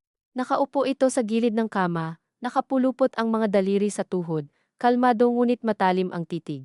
Noong halos mahimatay ka sa salon sa pagod, sino ang sumundo? Noong walang-wala ka at pamasahe mo sa trabaho, hinihingi mo pa sa kapatid mo, sino ang sumalo sa'yo? Noong umiiyak ka, dahil pagod ka na sa mga tao roon, sino ang nagsabing magpahinga ka muna? Bawat alaala ay totoo. Iyon ang laging nagpapahirap, walang kasinungalingan sa mismong mga pangyayari. Ngunit habang binabanggit ni Danilo ang mga iyon, pakiramdam ni Lira ay may ibang anyo ang katotohanan kapag hinahain ng isang taong marunong gumamit ng utang bilang salamin. Nagpapasalamat naman po ako, sabi niya. Hindi halata. At doon, sa payak na apat na pantig na iyon, bigla siyang napagod ng buo. Hindi sa araw na iyon lang, hindi sa palengke, o sa phone, o sa yakap at tulak, kundi sa lahat ng taon ng pagsisikap na ipakitang marunong siyang tumanaw ng utang sa paraang nais ng asawa, na para bang ang bawat hininga ng hindi pagsang-ayon ay kawalan na agad ng pasasalamat. Hindi siya sumagot. Humiga siya ng nakatalikod at pinigil ang pag-iyak hanggang makatulog si Danilo. Kinabukasan, nag-text si Miriam, pupunta ako dyan bukas, wala nang tanong-tanong. Napatitig si Lira sa mensahe at agad siyang tinawagan ng takot. Hindi takot kay Miriam, kundi sa banggaan ng dalawang mundong matagal na niyang iniiwasang pagharapin. Mabilis siyang nag-reply, huwag muna please, may trabaho siya, maya-maya'y sumagot ang kapatid, hindi ako gulo. Dadalaw lang ako. Nakaupo si Lira sa dulo ng kama, hawak ang phone sa parehong kamay, at sa unang pagkakataon, ay naisip niyang baka ang buong buhay niya nitong mga nakaraang taon, ay nakaayos sa iisang prinsipyo. Huwag magdulot ng gulo. Huwag sumagot ng masyado. Huwag umalis ng hindi nagsasabi. Huwag magpahalatang may kulang. Huwag magpahatid ng kung anong mababasa bilang paninira. Huwag paiyakin si nanay. Huwag painitin ang ulo ni Danilo. Sa kakaiwas sa gulo, tila siya mismo ang unti-unting binura para ang paligid niya ang manatiling payapa sa tingin. Hindi siya agad nag-reply kay Miriam. Sa halip, pinasadahan niya ng tingin ang maliit nilang bahay, ang kabinet na nabili hulugan, ang kurtinang pinili niya sa ukay, ang plastik na halaman sa may altar, ang kahon ng mga lumang gamit niya sa ilalim ng kama, nandoon pa rin ang mga gunting at suklay, bagaman matagal nang hindi nahahawakan. Yumuko siya at hinila ang kahon palabas. Dahan-dahan, isa-isa niyang inayos ang laman, gunting, rat tail comb, spray bottle na may kalawang nasa gilid, lumang apron na may kupas na pangalan ng salon. Hindi niya alam eksakto kung bakit niya ginagawa. Hindi pa ito paghahanda sa pag-alis o pagbabalik. Marahil paghawak lang muli sa isang bersyon ng sarili niyang matagal na itinatago. Habang nakayuko siya, narinig niya ang mahinang katok sa pinto. Hindi malakas, hindi nagmamadali. Nang buksan niya, Si Miriam ang naroroon, may dalang supot ng lansons at pandesal, pawisan ng bahagya sa biyahe. Hindi ka sumasagot, sabi nito, at sa halip na pumasok agad ay tiningnan muna ang mukha niya, parang gustong basahin kung huli na ba ang dating niya. Kumabog ng napakalakas ang dibdib ni Lira. Bakit ka pumunta? Dadalaw lang ako. Paano kung? Wala pa naman yata siya. Totoo. Nasa trabaho pa si Danilo. Dapat sana'y lalo siyang mabahala. Ngunit sa kabila ng kaba ay may kung anong pagluwag na dumaan sa katawan niya nang makita ang kapatid sa mismong pintuan. Hindi bilang boses sa phone o tanong sa sala ng lumang bahay, kundi bilang tao, laman, init, saksi. Pinapasok niya si Miriam, umupo sila sa mesa. Ilang sandali, pareho silang tahimik, ang daming maaaring simulan. Ngunit ang hirap magsimula sa mga bagay na matagal nang hindi pinapangalanan. Ang liit pala talaga rito, sabi ni Miriam sa huli, hindi mapanlait, simpleng obserbasyon lang na may lungkot. Okay lang naman, sagot ni Lira, agad at walang silbi.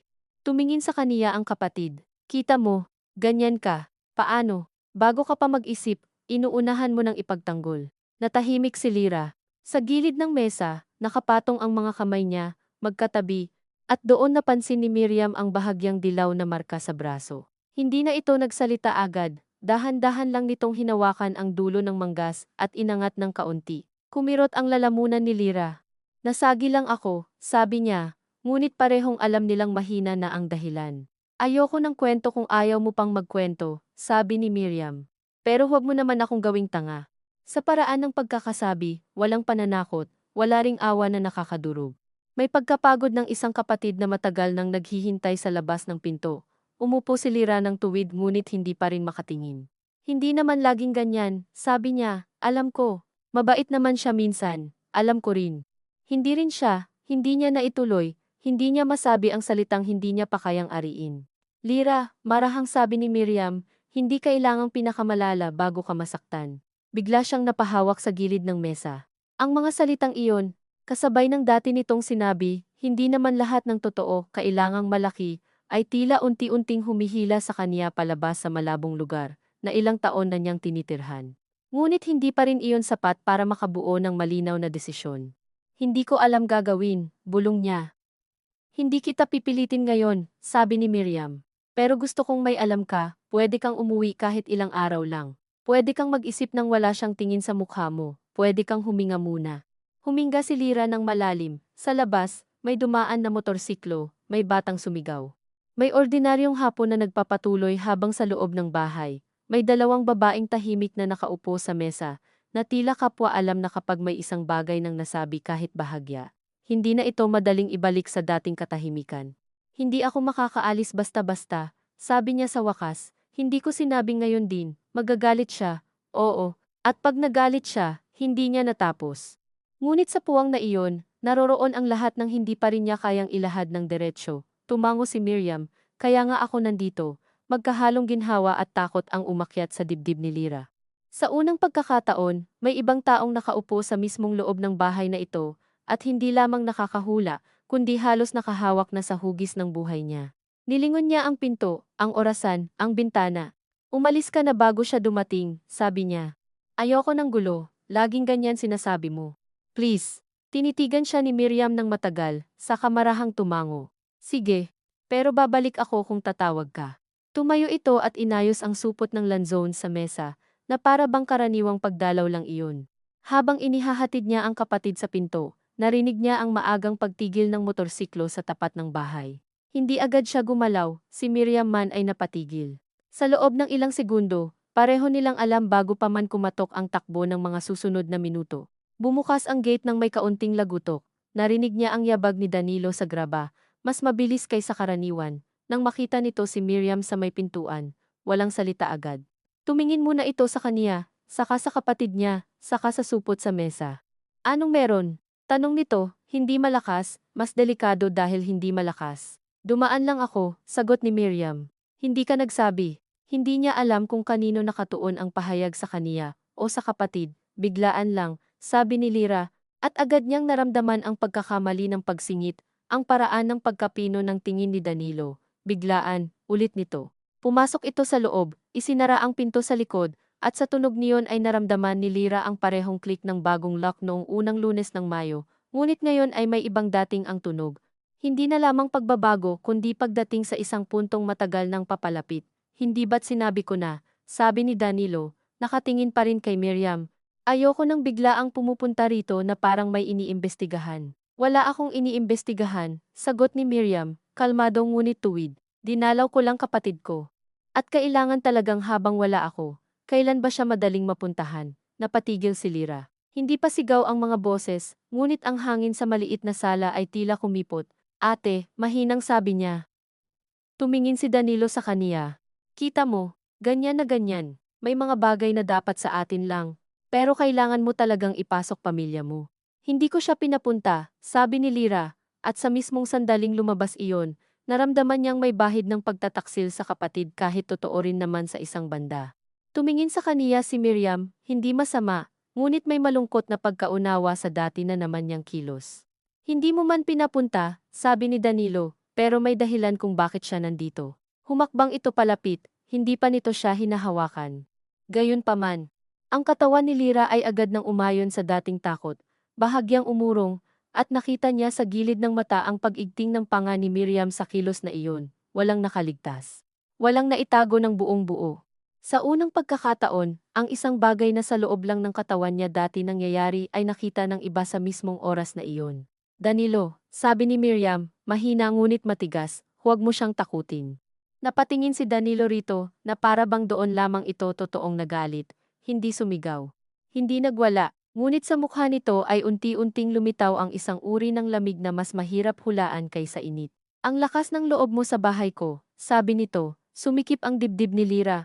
Wala pa ring malinaw na pangyayari na pwedeng ituro ng kapitbahay kung sakali. 3 tao lang sa isang maliit na sala. May lanzones sa mesa, may gunting sa kahong kalahating nakasahod sa ilalim ng kama, may mga pangungusap na pwedeng sabihing pag-uusap lang.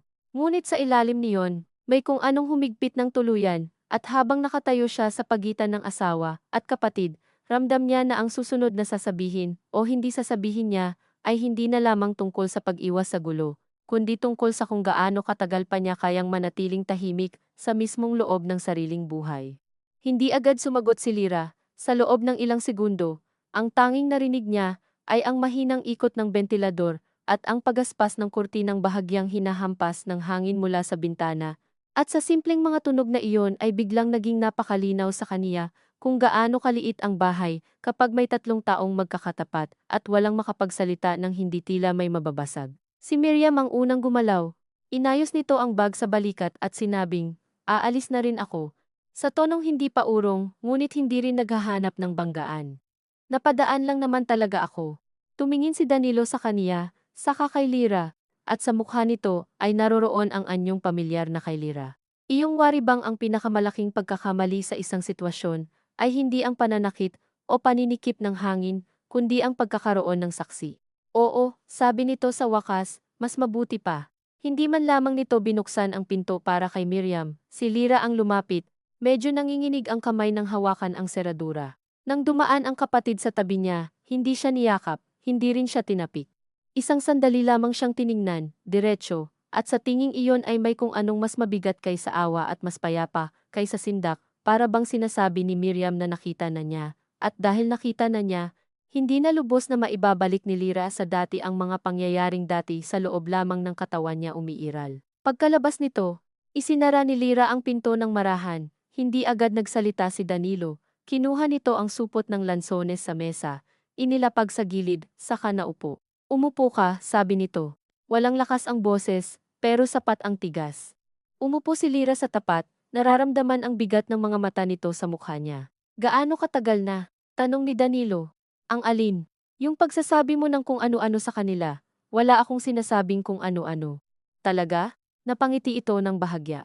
At iyon ang ngiti na laging nagpapahigpit sa dibdib ni Lira, dahil hindi niya malaman kung alin ang mas masama, ang galit na nakikita o ang galit na nagkukunwaring mahinahon. So basta na lang biglang pupuntay ang kapatid mo rito, kasi wala siyang magawa sa buhay. Nag-aalala lang siya. At bakit siya mag-aalala? Dito natigil si Lira. Ang totoo'y maraming maaaring sagot, ngunit walang isang sagot na hindi mauuwi sa panibagong pagbibintang. Mag-aalala si Miriam dahil matagal na siyang mahirap tawagan, dahil nakita nito ang marka sa braso niya, dahil may paraan siyang umatras kapag lumalapit si Danilo, Dahil may mga bagay sa buhay na hindi na maitinatago sa mga taong matagal ka nang kilala. Ngunit alinman sa mga iyon ay hindi niya kayang ilatag ng harapan. Hindi ko alam, sabi niya sa huli, tumawa si Danilo ng maikli. Hindi mo alam. Saka ito bahagyang sumandal at pinagkrus ang mga braso. Lira, huwag mo akong gawing tanga. Kung may problema ka, sa akin mo sabihin. Hindi mo ako isusumbong sa mga tao para magmukha akong hayop. Pagkasabi ng huling salita, may tila pagkapit sa lalamunan ni Lira, hindi niya iyon naisip gamitin sa isip niya.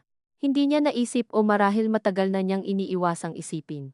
Ngunit nang marinig niya mula sa bibig mismo ni Danilo ang takot nitong magmukhang ganoon, napansin niyang may kakaibang pag-igting sa loob niya, hindi pa rin pagtutol, ngunit isang tahimik na pagtatanong kung bakit kailangang unahan nito ang katawagan sa bagay na hindi pa niya binibigkas. Hindi ko po kayo isinusumbong, mahinang sabi niya.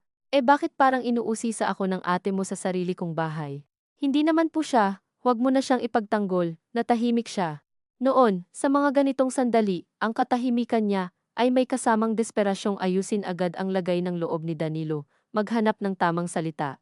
Ihain ang sarili sa anyo ng pag-aayos. Ngayong hapon, may katahimikan pa rin, ngunit sa ilalim nito ay may pagod na nagsisimulang tumigas.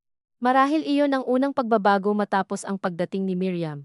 Hindi pa niya kayang magsabi ng tuwid, ngunit hindi na rin automatiko ang pagdulas ng kanyang isip patungo sa pinakamabilis na paraan para palubagin ang asawa. Matagal silang magkatapat.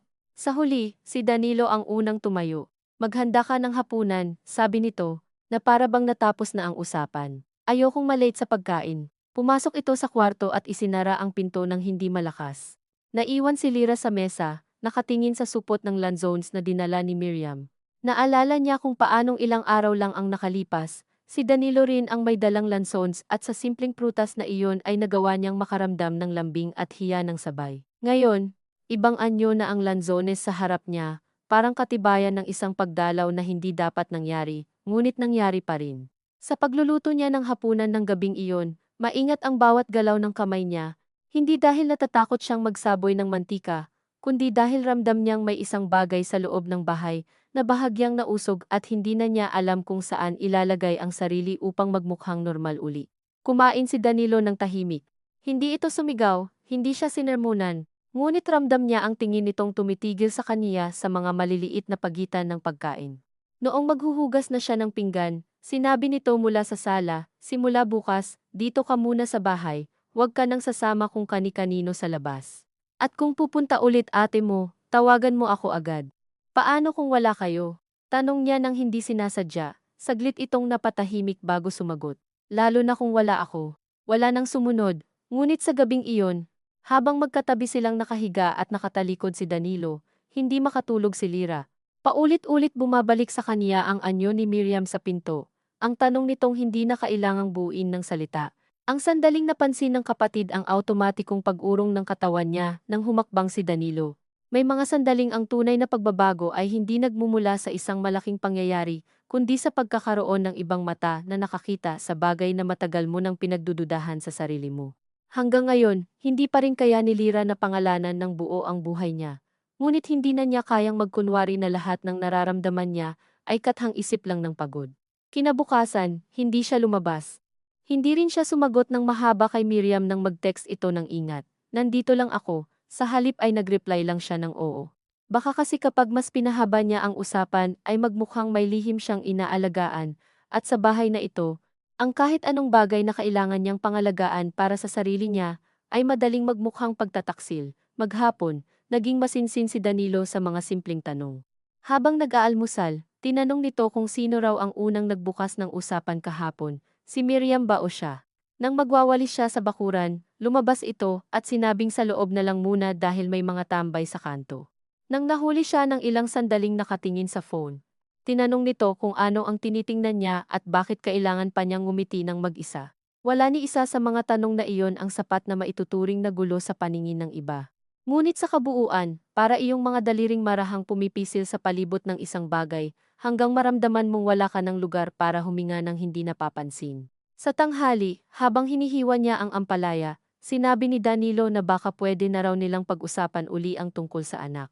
Para may mapagtuunan ka, sabi nito. Napapansin ko kasi, Masyado kang maraming naiisip kapag mag-isa ka. Hindi agad sumagot si Lyra. Ang gusto sana niyang sabihin ay hindi ba't ang mismong pag-iisa niya ang matagal nang binuo nito para sa kaniya ang hindi na pagbabalik sa salon, ang paglayo sa kapatid, ang pag-iwas sa mga kapitbahay, ang phone na minsang kinukuha, ang mga paglabas na kailangang ipaliwanag, ngunit wala sa mga salitang iyon ang nakalabas. Mahal po ang bata. Sabi niya sa halip. Kakayanin natin, hindi lang pera ang usapan, tumingin ito sa kaniya. Kapag may bata na, maaayos ka. Magkakaroon ka ng sentro. Napatitig siya sa hinihiwang ampalaya. Sa isip niya, dumaan ang imahe ng isang batang lalaki o babae sa bahay na ito, at sa halip na lambing ang unang dumapo sa kaniya ay takot. Hindi sa paraang malakas at dramatic, kundi sa tahimik na pag-alam na mas hihirap lumayo sa isang lugar kapag may isa pang katawan kang kailangang isipin kasama ng sarili mo. Hindi pa ako handa, sabi niya, hindi ka lang handa sa kahit anong ayaw mong i-give up. Iyon lang ang sagot ni Danilo, ngunit buong hapon, dala-dala niya iyon na parang mabigat na damit. Gabi nang tumawag si Miriam, hindi niya sinagot. Ilang minuto makalipas, muling tumawag. Nasa kusina si Danilo noon, nagtitimpla ng kape. Napatitig siya sa screen hanggang sasabihin nito mula sa likod, "Sino yan?" "Si ate." "Sagutin mo." Kumabog ng malakas ang dibdib niya. "Bakit?" "Para marinig ko na normal ka lang." Sa paraang pagkakasabi nito, hindi iyon pakiusap. Pinindot niya ang answer. "Hello, Lyra." Boses ni Miriam, maingat. "Kamusta ka?" "Okay lang. Pwede ba kitang makausap bukas?" Nakita ni Lyra sa gilid ng mata ang pagkiling ng ulo ni Danilo habang humihigop ng kape. "Bakit?" tanong niya. At sa sariling pandinig niya ay masyado iyong tuyo. "Wala, gusto lang sana kitang yayaing magsimba sa umaga." Feast day sa kabila. Simbahan. Isang payak na yaya, at marahil kung ilang buwan na ang nakaraan iyon, baka mas madali para kay Lyra ang tumanggi. Ngunit ngayon, sa mismong sandaling narinig niya ang alok, may bahagi sa kaniya na gustong kumapit dito, hindi dahil sa debosyon kundi dahil ang simbahan ay isa sa iilang lugar sa kultura nilang hindi agad mapagdududahan. Ang pagpunta, isang espasyong may sapat na pagiging karaniwan para hindi magmukhang pagtakas. "Tingnan ko," sabi niya. "Sige, i-text mo na lang ako." Pagkababa niya ng tawag, tahimik si Danilo ng ilang sandali. Pagkatapos ay sinabi, "Magsisimba ka, hindi ko pa po alam." Bigla kang naging relihiyosa, hindi siya sumagot. "Kung gusto mo, samahan kita." Sa tono nito, malinaw na hindi alok iyon. "Maaga po kasi, so, may trabaho kayo. Kaya ako magpa-late kung gugustuhin ko." Inayos nito ang tasa sa mesa. "Lyra, ayokong may mga lakad kang hindi ko alam ang nangyayari." Sa susunod na ilang oras, walang nangyari sa anyong maituturing na away. Ngunit nang gabing humiga siya, alam na niya na ang yaya ni Miriam ay hindi na lamang tungkol sa pagsisimba. Naging anyo na iyon ng tanong, may espasyo pa ba siyang mapuntahan nang hindi dumadaan sa pahintulot ni Danilo? At kung wala, gaano katagal bago tuluyang mawala sa kaniya ang kaloob-loobang magtanong? Kinabukasan, maaga siyang nagising bago pa pumutok ang araw. Nakahiga pa si Danilo, sa manipis na liwanag mula sa bintana, mukha itong payapa, at saglit na bumalik sa kaniya ang nakagawi ang habag. May mga umagang tulad nito na hindi niya maiwasang maalala ang una nilang mga taon, ang mga araw na sabay silang nagtitipid para sa renta, ang pa-extra rice sa karinderya na pinaghahatian nila, ang pag-uwi nitong may pandesal kapag alam na pagod siya, ang mga gabing hinahaplos nito ang buhok niya hanggang makatulog siya. Totoo ang mga iyon, walang mabuburang katotohanan dahil lamang may iba ring katotohanan. At marahil iyon ang pinakamarahas na bahagi ng lahat, ang pagtira sa isang buhay na hindi kayang tawaging purong masama, kaya mas matagal kang natutong huwag paniwalaan ang sakit mo. Dahil may sapat na lambing para lituhin ka, maingat siyang bumangon at nagluto ng lugaw. Paggising ni Danilo, tila maayos ang timpla nito. Kumain ito ng tahimik, nagbihis para sa trabaho, at bago umalis ay sinabi, "Kung magsisimba ka, dito ka lang malapit, huwag kang sasabay sa ate mo kung saan-saan. Malapit lang naman po." "At mag-text ka." Tumango siya.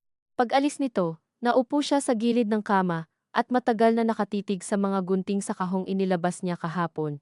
Hindi niya ito tinatago pabalik sa ilalim ng kama. Hindi rin niya alam kung bakit, may mga bagay na tila napakaliit, ngunit sa ilang araw na ito, ang hindi na pagtatago ng kahon ay para bang isang munting pagtangging muli itong ilibing sa lugar na walang mata. Nag-text si Miriam, "Nandito na ako sa chapel. Kung pupunta ka, okay. Kung hindi, okay rin." Hawak ang phone, naramdaman ni Lyra ang lumang hatak ng pag-iwas, Maaari siyang manatili sa bahay.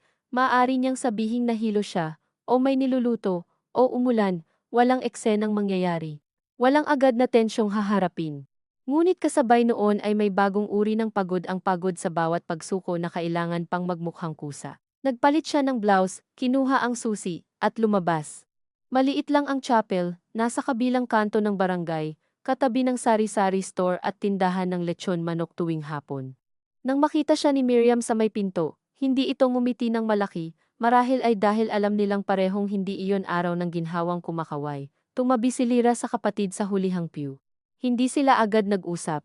Sa gitna ng misa, habang tumutunog ang mahina at sintunadong choir, biglang naisip ni Lyra na matagal na siyang hindi nakaupo sa ganitong lugar nang walang bantay sa gilid ng kanyang mata. Hindi siya mapanalangin sa paraang mahusay, at hindi rin siya nakarating doon para magpasya sa buhay. Ngunit habang nakayuko ang ulo niya at naririnig ang sabayang bulong ng mga tao sa panalangin ng bayan, may kakaibang pakiramdam ng pagkapantay-pantay na dumaan sa kanya. Lahat ng naroon ay may mga sariling suliranin, mga sariling kahihiyan, mga sariling takot, ngunit sa loob ng ilang minutong iyon ay walang humihingi sa kanya na ipaliwanag kung bakit siya naroon. Pagkatapos ng misa, hindi sila umalis agad. Umupo lang sila sa ilalim ng puno ng akasya sa gilid ng chapel. Mula roon, tanaw ang mga tricycle, ang isang matandang nagtitinda ng sampagita, ang mga batang naghahabulan sa sementadong harapan. Hindi kita pipilitin, sabi ni Miriam pagkatapos ng mahabang katahimikan, pero gusto kong klaruhin sa'yo, hindi normal lahat ng kinukwento mo, kahit pa hindi niya palaging ginagawa. Kahit pa may kabaitan siya. Nakatitig si Lyra sa daliri niyang magkakapatong. Alam ko naman sa isip, sabi niya, pero pag nasa bahay na, parang nag-iiba. Dahil sanay ka na, hindi lang sanay, naghanap siya ng salita.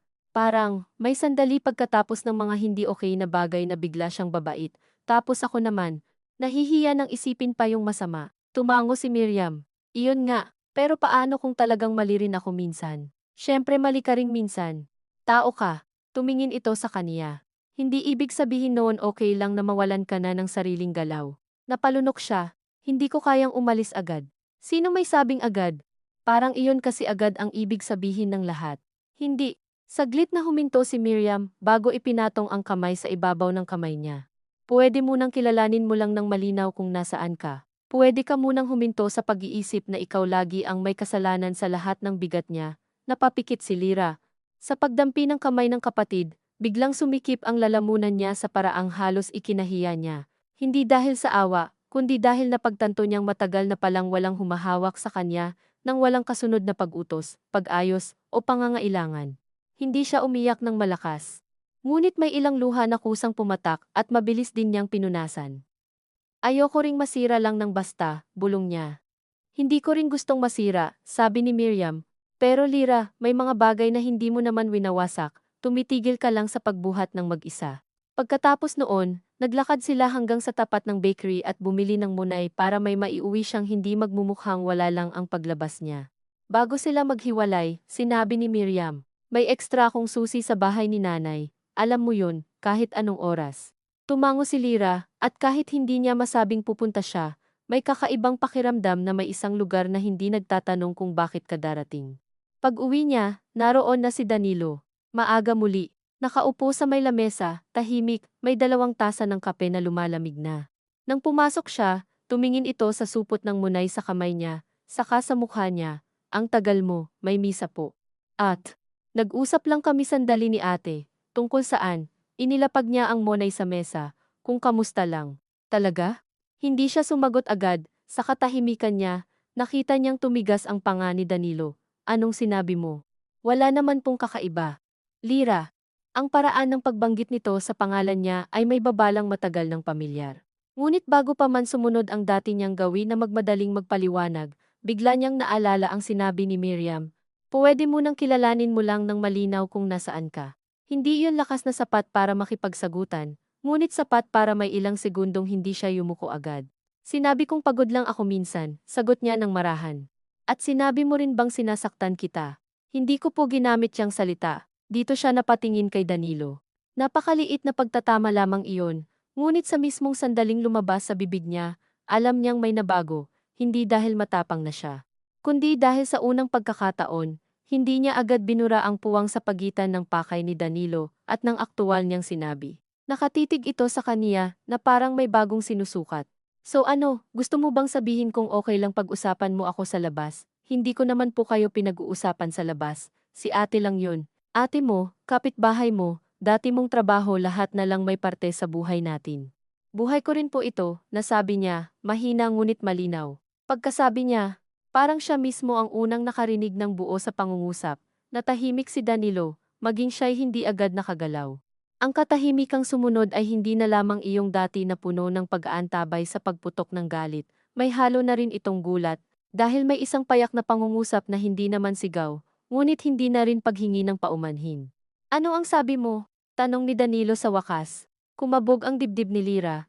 Ngunit naroroon pa rin ang kakaibang katigasan ng munting bahaging gising na sa loob niya nitong mga araw. Sabi ko po, buhay ko rin ito. Lumapit si Danilo, 1, 2, 3 hakbang, at huminto sa harap niya, hindi siya hinawakan agad. At anong ibig mong sabihin? Natuyo ang lalamunan niya, na gusto ko lang minsan makausap ang kapatid ko nang hindi kailangang matakot. Hindi niya alam kung saan niya nakuha ang huling salita. Baka sa misa, baka sa loob ng maraming taong hindi niya sinabi. Baka dahil nasa loob pa ng katawan niya ang pakiramdam ng pag-urong na nakita ni Miriam. Ngunit nang masabi niya iyon, wala nang paraan para hindi marinig ng sarili niyang isip. Natigilan si Danilo. Hindi ito sumigaw. Sa halip ay umurong ng kaunti, na para bang nasampal ng isang bagay na hindi niya inaasahan. Takot? Ulit nito, takot ka sa akin. Hindi makasagot si Lira. Dahil oo, at dahil hindi iyon ang buong kwento. At dahil anumang sumunod na paliwanag ay malamang iligaw lamang ng hiya, ganito na palatingin mo sa akin, sabi ni Danilo pagkatapos ng ilang sandali, pagkatapos ng lahat. Naroon na naman ang lumang daan, ang utang, ang pagbibilang ng mga nagawa, ang pagbalik sa sandaling siya ang magiging dahilan ng sugat sa damdamin ng lalaki. At totoo, may bahagi sa kaniya ang agad gustong umurong, sabihing hindi ganoon, mali lang ang salita. Ngunit kasabay noon, may malinaw na alaala ng kung paanong lagi niyang binabawi ang totoo sa mismong sandaling malapit na niya itong mahawakan. Hindi ko po alam kung ano dapat ang tawag, sabi niya sa wakas, nanginginig ang boses, pero hindi na ako panatag. Matagal na nakatingin si Danilo sa kaniya. Sa ilang segundo, akala niya'y may sasabog, may babagsak, may didiin muli sa balikat o braso niya. Ngunit sa halip ay tumawa ito ng maikli, tuyong-tuyo. Hindi ka panatag. Umupo ito sa silya at pinahiran ang mukha. Grabe ka, Lira. Ako yung halos magpakamatay sa trabaho para hindi ka na mahirapan, tapos ako pa dahilan ng hindi mo pagkatulog. Hindi na siya sumagot. Alam na niya ang galaw na susunod kung papasok siya sa paliwanag. Pumunta siya sa kusina, kinuha ang takure, at nagpainit ng tubig na parang may normal pang gabi na aayusin. Sa likod niya, naririnig niya si Danilo na naglalakad sa maliit na sala, nagbubukas-sara ng drawer, humihinga ng malalim. Walang sigaw. Iyon marahil ang lalong nagpayanig sa kaniya, dahil ramdam niyang may kung anong nag-iipon sa katahimikan. Bago matulog, sinabi nito, bukas uuwi muna ako ng maaga, mag-usap tayo ng maayos, ayoko itong lumalaki. Tumango siya. Hindi niya alam kung may iba pa ba siyang magagawa kundi tumango. Ngunit ng gabing iyon, hindi siya tuluyang nalunod sa dating takot. May takot pa rin, oo. Lalo pa nga marahil, dahil may sinabi na siyang hindi na maibabalik sa dati, ngunit sa ilalim nito, may munting puwang ng linaw, hindi pa ring desisyon, hindi pa ring plano. Gayunman, alam na niya na hindi lamang pagod ang laman ng mga araw niya. At kapag may bagay ng nakilalang ganoon, hindi na ito basta mawawala kahit takpan ng ilang gabing payapa. Kinabukasan, maghapon siyang may bigat sa dibdib. Naglinis siya ng bahay, nang higit sa kailangan, tiniklop ang mga damit ng paulit-ulit, inayos ang mga gunting sa kahon, at pagkatapos ay tinabunan muli ng lumang tuwalya, saka inalis ulit ang tuwalya dahil naisip niyang bakit niya pa itinatago. Bandang tanghali, nag-text si Miriam, kumusta? Hindi siya sumagot agad. Ilang beses niyang binasa ang mensahe. Sa wakas, nag-type siya ng maaga raw uuwi. Hindi niya alam kung anong klaseng tulong ang hinihingi roon, ngunit sa unang pagkakataon ay hindi niya binalot ang mensahe sa palusot. Sumagot si Miriam, makalipas ang ilang minuto. Nasa bahay lang kami. Bukas ang pinto. Hawak-hawak ni Lira ang phone habang nakatayo sa may bintana. Sa labas, dumaan si Aling Nenet na may bitbit na gulay at kumaway sa kanya. Kumaway rin siya pabalik. Napakaliit ng kilos na iyon, Ngunit napansin niyang hindi na siya agad lumayo sa bintana pagkakita sa kapitbahay. Nang marinig niya ang motor ni Danilo sa tapat bandang 3:00, agad bumilis ang tibok ng puso niya. Pumasok ito na walang dalang anumang pagkain o pasalubong. Mukha lamang pagod at mas tahimik kaysa dati. Tara, sabi nito, umupo tayo. Umupo silang muli sa parehong mesa kung saan kahapon naroon si Miriam. Saglit, walang nagsalita. Pagkatapos ay sinabi ni Danilo, ayoko ng ganito. Ako rin po, sagot ni Lira bago niya napigilan ang sarili. Tumaas ng bahagya ang kilay nito. So aminado kang may ginagawa kang nakakasira sa atin. Hindi po iyon ang ibig kong sabihin. Ano? Huminga siya ng malalim. Na ayoko na rin po ng ganitong paraan. Anong paraan? Na lagi akong, natigil siya, muli, hirap na hirap pa rin siyang ilapat ang tamang salita. Na lagi akong kinakabahan sa sasabihin niyo. Napabuntong hininga si Danilo. Lira, lahat naman ng mag-asawa may adjustment. Hindi po adjustment yung, tumigil siya, yung ano. Hamon nito. Naramdaman niyang nanginginig ang mga kamay niya sa ilalim ng mesa. Yung kinukuha niyo phone ko. Yung kailangan kong magpaliwanag sa bawat lakad.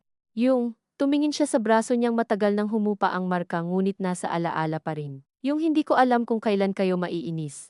Napakasimple ng pagkakasabi, pero sa pagsasalita niya ay pakiramdam niya'y may ibinubunot na hibla sa dibdib.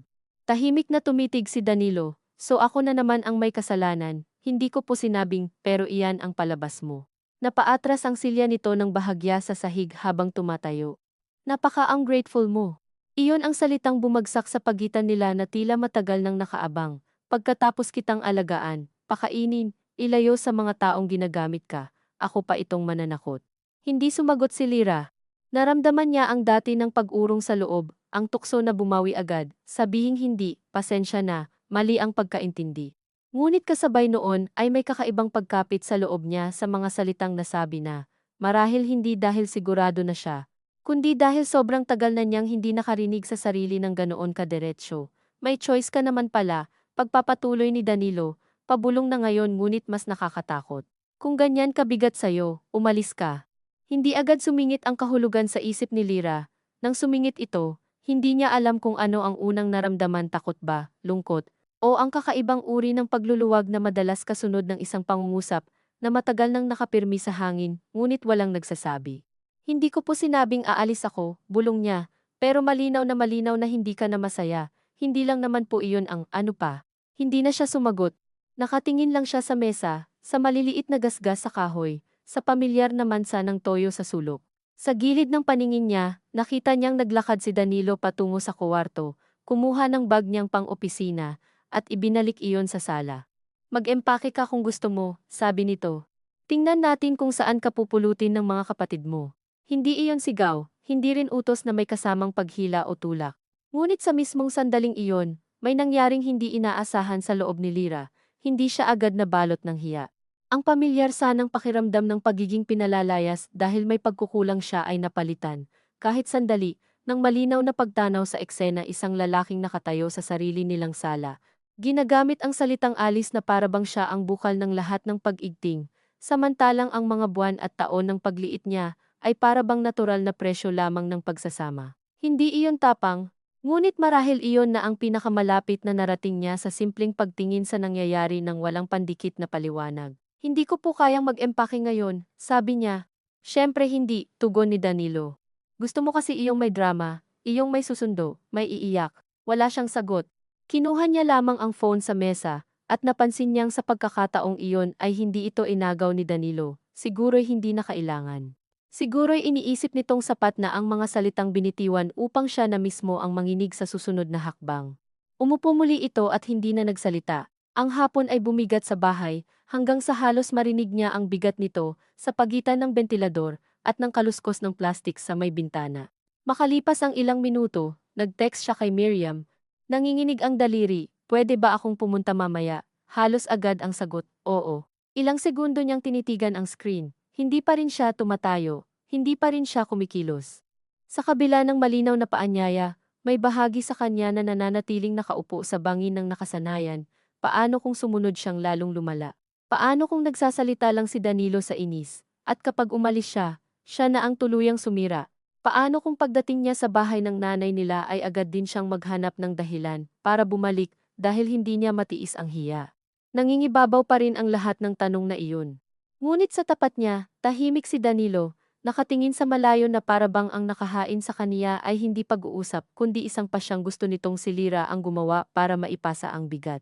At sa pagtanaw na iyon, naisip ni Lira na marahil iyon din ang isa sa mga pinakamatagal na anyo ng pananakit sa pagitan nila, ang paraan ng paglalagay sa kaniya sa posisyong siya ang magmumukhang may gusto ng gulo, samantalang ang mga hangganan ng buhay niya ang matagal nang hinihigpitan.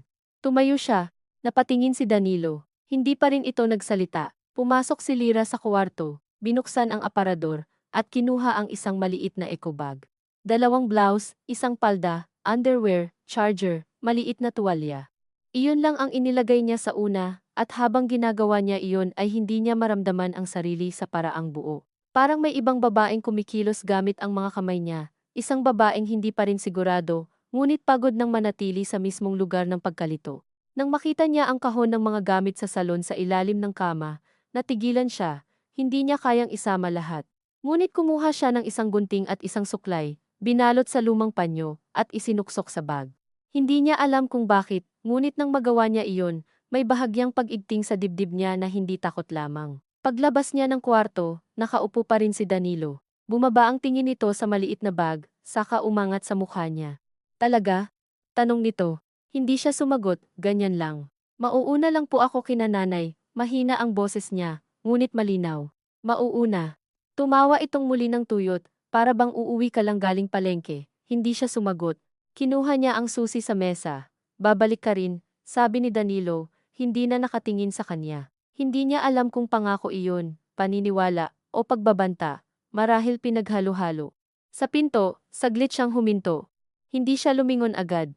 Naramdaman niya ang bigat ng bahay sa likod niya, ang altar, ang kahon ng lanzones, ang bentilador, ang kama, ang mga hapunang naging tahimik, at ang mga gabing pinilit niyang ipaliwanag sa sarili ang hapdi. May bahagi sa kanya na gustong humingi ng tawad kahit ngayon, kahit sa pag-alis na ito na hindi pa naman wakas.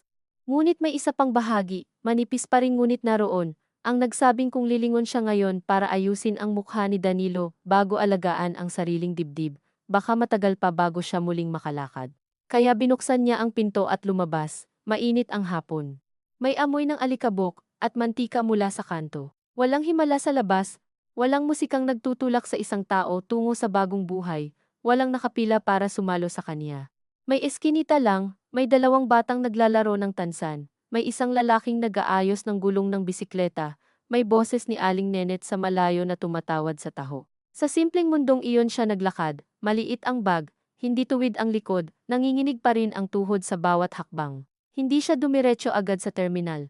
Huminto muna siya sa tapat ng chapel na pinanggalingan nila ni Miriam kahapon, sarado ang pinto. Tahimik, doon siya sandaling tumayo at huminga, saka pa lamang nagpatuloy. Hindi pa niya alam kung ilang araw siya mananatili kina nanay. Hindi pa niya alam kung anong sasabihin sa mga susunod na tawag, kung babalik ba siya para kumuha ng iba pang gamit, kung may paraan pa bang ayusin ang anumang pwedeng ayusin. Hindi pa niya alam kung sa pagdaan ng ilang gabi, ay mamimiss ba niya ang mga bahaging mabuti kay Danilo, at magugulo na naman ang isip niya, lahat ng iyon ay totoo at darating. Ngunit sa hapon na iyon, di abang papalapit siya sa bahay ng nanay niya, at pakiramdam niya'y bawat yabag ay may kasamang parehong takot at hiya at manipis na ginhawa. May isang bagay na hindi na niya kailangang pagtalunan sa sarili. Hindi na siya basta nananatili dahil lamang sa hindi niya maipaliwanag ang sakit, at marahil, sa buhay na matagal nang nakadikit sa pagliit, ang mismong paglakad palayo nang hindi pa buo ang lahat ng sagot, ang unang anyo ng pagsasalita na hindi na niya kayang bawiin. Pagsasalita na hindi na niya kayang bawiin, pagdating niya sa bahay ng nanay niya, hindi siya sinalubong ng anumang malaking eksena. Si nanay ay nasa may lababo, naghihiwa ng sitaw para sa ginataang gulay, at nang makita si Lira sa pintuan na may maliit na eco bag lamang sa balikat, huminto ito sandali, tumingin sa mukha niya, saka sa bag, at sa halip na magtanong agad ay nagsabi lamang ng, "Kumain ka na ba?" sa paraang nagpapagaan sa pagdating ng isang taong hindi pa handang magsalita. Iyon marahil ang pinakamalaking ginhawa sa araw na iyon, hindi siya hininga ng paliwanag bago maupuan. Sa loob ng bahay na iyon, luma pa rin ang kurtina sa bintana, maingay pa rin ang electric fan sa sala, may amoy pa rin ng tuyo at mantika na parang hindi kailanman nawawala sa mga tahanang ilang ulit ng dinaanan ng pagtitipid, Ngunit may pagkakaibang hindi agad maipaliwanag ni Lyra, marahil dahil walang sinumang tumitingin sa bawat kilos niya, na may kasamang pagbibilang kung sino ang dapat sisihin sa init ng araw. Lumabas si Miriam mula sa kwarto sa likod, at nang makitang dumating siya, hindi rin ito lumapit agad. Tiningnan lang siya nito, saka kinuha ang bag mula sa balikat niya, at inilapag sa silya na parabang ordinaryong bagay iyon. At dahil doon ay mas muntik pang bumigay ang lalamunan ni Lyra kaysa kung niyakap siya ng mahigpit. Mainit sa daan, tanong ni Miriam. Tumango siya. Maghilamos ka muna. Wala nang iba. Noong gabing iyon, kumain silang tatlo, nang halos walang banggit sa pagdating niya. Si nanay ay nagkwento lamang tungkol sa nagtaas na presyo ng bigas at sa kapitbahay na nabalian ng tsinelas sa palengke. Si Miriam naman ay sumabat paminsan-minsan. At si Lyra ay nakinig lang habang sinusubukang maramdaman ang sarili sa hapag, na hindi niya kailangang tantiyahin ang bawat tunog ng kutsara para malaman kung anong uri ng katahimikan ang naghihintay sa dulo ng pagkain. Ngunit ang ginhawa ay hindi dumating sa malinaw na anyo. Sa halip, dumating itong may kasamang hiya. Habang nagsasandok siya ng kaunting sabaw, naisip niya kung gaano kaliit ang bag na dala niya, kung gaano kaiksi ang mga salitang hindi niya pa rin masabi, at kung gaano kadali para sa ibang tao na isipin na isa lamang siyang asawang nagtampo at umuwi muna. Isang babaeng nadala ng kapatid sa kapritsyo ng isang away na maaari sanang maayos sa loob ng sariling bahay. Kahit sa loob ng ginhawang iyon, dala pa rin niya ang paningin ni Danilo, hindi iyon nawawala dahil lamang nakalipat siya ng upuan. Pagkatapos kumain, hinigaan ni nanay ang banig sa sala para sa kaniya. Diyan ka muna para presko, sabi nito. Ayos lang po kahit sa loob, sagot ni Lyra. Ngunit iginiit ng matanda ang sala, dahil mas masarap ang hangin. Alam ni Lyra na iyon ang paraan ng nanay niya para hindi siya mailayo sa mga mata ng bahay sa unang gabi at sa kabila ng bahid ng pagkaawa sa pagiging halata ng pag-aalaga. May bahagi sa kaniya na nagpasalamat sa mismong simpleng pag-asikaso. Nang humiga siya sa banig at marinig ang pagpatay ng ilaw sa kuwarto ni nanay at Miriam, saka lamang naging buo ang katahimikan sa paligid niya. Doon dumating ang tunay na bigat, hindi siya agad nakatulog. Nakatitig siya sa kisame at inalala ang maliit nilang bahay sa San Isidro, ang bentilador, ang altar, ang kahon ng mga gunting, ang tasa ni Danilo sa mesa, at biglang tumama sa kaniya na wala siyang iniwang malinaw na pangungusap maliban sa mauuna lang po ako, kinananay. Para iyong paglabas na walang pagtatapos, isang kilos na hindi niya rin alam kung gaano katagal ang sakop. Maya-maya'y nag-vibrate ang phone niya. Si Danilo, hindi niya sinagot, muling tumawag. Humigpit ang kamay niya sa phone hanggang sa tumigil ang tunog. Ilang sandali lang, may mensahe, talaga ba, ganito mo ako iiwan, nakapikit si Lyra habang hawak ang screen. Walang mura, walang pagbabanta. At marahil dahil doon, mas mabilis umangat ang lumang hiya, iiwan. Napakalaki ng salitang iyon kumpara sa katotohanang nasa bahay lamang siya ng nanay niya ilang barangay ang layo. Ngunit alam niyang may kakayahan si Danilo na gawing sukdulan ang bawat kilos niya, na may kaunting bahid ng paghihiwalay, para sa mismong dibdib niya magsimulang magmukhang marahas ang pinili niyang kaunting layo. Hindi siya nag-reply. Ilang minuto ang lumipas. Isa pang mensahe, hindi mo man lang ako kinausap ng maayos. Nag-type siya ng ilang salita, kailangan ko lang munang huminga, saka binura. Nag-type ulit bukas na tayo mag-usap, saka binura rin. Sa dulo, wala siyang ipinadala. Hindi iyon tapang. Sa totoo lang, may takot pa rin na baka sa pananahimik niya ay lalo siyang magkasala sa isip nito. Ngunit sa sandaling iyon, wala siyang mapagkatiwalaang salita na hindi agad mababaluktot pabalik sa kanya. Kinabukasan, paggising niya, may mainit ng pandesal sa mesa at si nanay ay nagkakape sa harap ng bintana. Kumain ka muna bago mo isipin lahat, sabi nito, na para bang alam ng hindi kailangan ng detalye. Habang pinapahiran niya ng margarin ang pandesal, may pumasok na bagong pakiramdam na mas nakakapagod kaysa mismong takot, ang kawalan ng schedule. Sa bahay ni Danilo, alam ng katawan niya ang oras ng bawat kilos, ang inaasahang ayos ng araw, ang tumpak na mga tungkulin ng bawat umaga at gabi. Dito sa bahay ng nanay niya, biglang may pagitan ang oras na hindi agad alam kung paano pupunuin. Napakaliit na bagay, ngunit doon niya napansing malalim na pala ang naging pagkasanay ng loob niya sa mga linya ng buhay na ibinigay ng iba. Pwede kang magpahinga lang muna, sabi ni Miriam nang mahuli siyang nakatitig sa basong walang laman. Nakakailang, amin ni Lyra bago niya napigilan ang sarili. Ang alin? Na walang ginagawa, hindi sumagot agad si Miriam. Baka hindi ka lang sanay na hindi bawat minuto kailangan mong patunayan na may silbi ka. Tumawa si Lira ng maikli, hindi dahil nakakatawa, kundi dahil ang simpleng pangungusap na iyon ay may kirot ng pagkakatama. Buong umaga, tumulong siya sa mga gawaing naghugas ng plato, nagwalis sa bakuran, naghiwa ng gulay at sa bawat simpleng gawain ay may kung anong marahang bumabalik sa kanya. Hindi kalayaan sa enggrande, kundi ang karanasang makilos ng walang mata sa likod, nasusukat kung sapat ba o kulang ang kilos niya para sa pagod ng ibang tao. Gayunpaman, hindi rin maikakailang may parte sa kaniya ang patuloy na bumabaling pabalik kay Danilo. Sa pagitan ng paghuhugas at pagwawalis, naiisip niya itong mag-isang kumakain sa bahay o maaring nakaupo sa gilid ng kama, galit ngunit sugatan, iniisip na tinalikuran siya ng asawang pinagtrabahuhan niya. Kapag dumarating ang ganitong imahe, mabilis pa ring tumatalab ang awa, at kasabay nito ang pagdududa kung masyado ba niyang pinabigat ang nangyari. Walang kapansin-pansing sugat sa katawan niya ngayon. Wala namang sumunod na pananakit kahapon bago siya umalis. Hindi ba pwedeng sinabi lamang ni Danilo ang umalis ka sa sobrang inis? Hindi ba may mga asawang nagsasalitaan ng mas masakit at nagkakabati pa rin? Hindi ba normal lang sa mag-asawa ang mga panahong sumisikip?